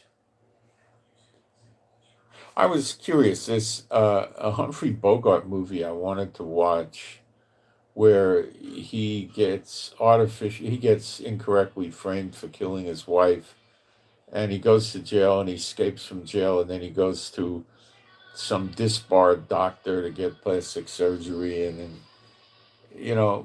I would like to watch that. I never saw it, but it's got copyright on it, which is crazy, but it still does. It was done in 1947. because they filed and they got some sort of copyright extension. So the copyright is not really 75 years on movies. They corrupted it, and I think they get another 20 or 25 years or something like that. But some of the other Bogart movies are out there in the public domain because they never renewed the copyright at the time they should. So the promoted movies for Humphrey Bogart are Casablanca, which I saw several times, and a few others. There's about 3 or 4. Conveniently, all of these have the copyright in place. But he's done other movies without the copyright, like African Queen or whatever they call it. Catherine Hepburn, and I don't know. Some of the stuff he's done is pretty good, and it has no copyright. But they want you to go for the copyright, stuff, and then they sell it to you. So it used to be before they had all the super back around, up until I think 2014 or 15, you were able to get just about any movie you wanted anywhere on the internet whenever you wanted it, including YouTube. And there were places you could get any music you wanted anywhere. Now what they do is they charge you to listen to music, and they have very, very, very good music reproduction, phenomenally good, and they charge you a few bucks a month to listen to it. Or sometimes it's free, like Amazon gives it to you with Prime. YouTube gives it to you if you buy the $10 service without the ads, and but the Apple has the best one, I think, and there's another company. So, but I don't know if you could download that. You could download it to your app, but I don't know if you could download it and put it on a device and put it in the car or something like that. You probably can, but I don't know how to do it. So that, they've really gone, in my opinion, they've gone very far in exploiting the people to make money out of them every which way they can. It used to be if you wanted to watch a TV show and it was on Tuesday at 8 o'clock or something like that, right? And you came back Thursday or Friday, you go to the website like ABC, NBC, and you navigate for that show and that date, and you just watch it. Now they want to sell it to you. See, the world's getting wickeder and wickeder and wickeder. It just doesn't stop. It's all about money. That's the big force here, is money. All right. So I'll get a prayer out for us. My Heavenly Father, Jehovah, B'Shem, Yeshua HaMashiach, I pray for all the true believers in their households, that we would all have your peace, safety, protection, joy, and healing, and recuperative power flow through us, that we don't get sick, ill, or hurt, and we keep healing every day from things that need healing. And I pray that all of us and our animals and pets have your peace, safety, protection, and we be happy, healthy, and whole, the animals too, and safe and secure. And I pray we have your strength and stamina and energy, and I pray we understand the scriptures better. And I pray we have no need of money. We have all the money we need and then some. And I pray that your healing, I pray that we have no accidents, no tickets, no breakdowns, no getting stopped, stuck, or stranded with any car or vehicle, no accidents or mishaps in general, and we don't get discriminated against in any way, shape, or form, and we don't get robbed, ripped off, scammed, frauded, taken advantage of.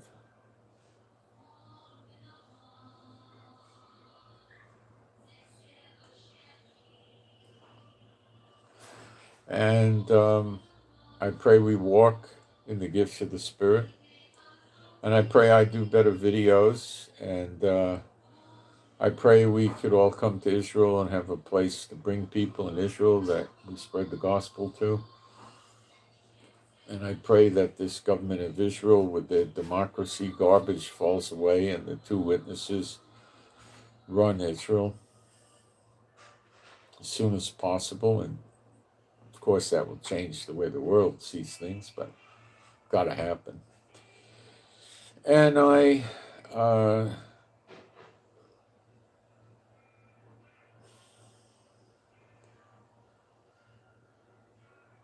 pray for the peace of Jerusalem, and I send my shalom to all those who love Yeshua HaMashiach.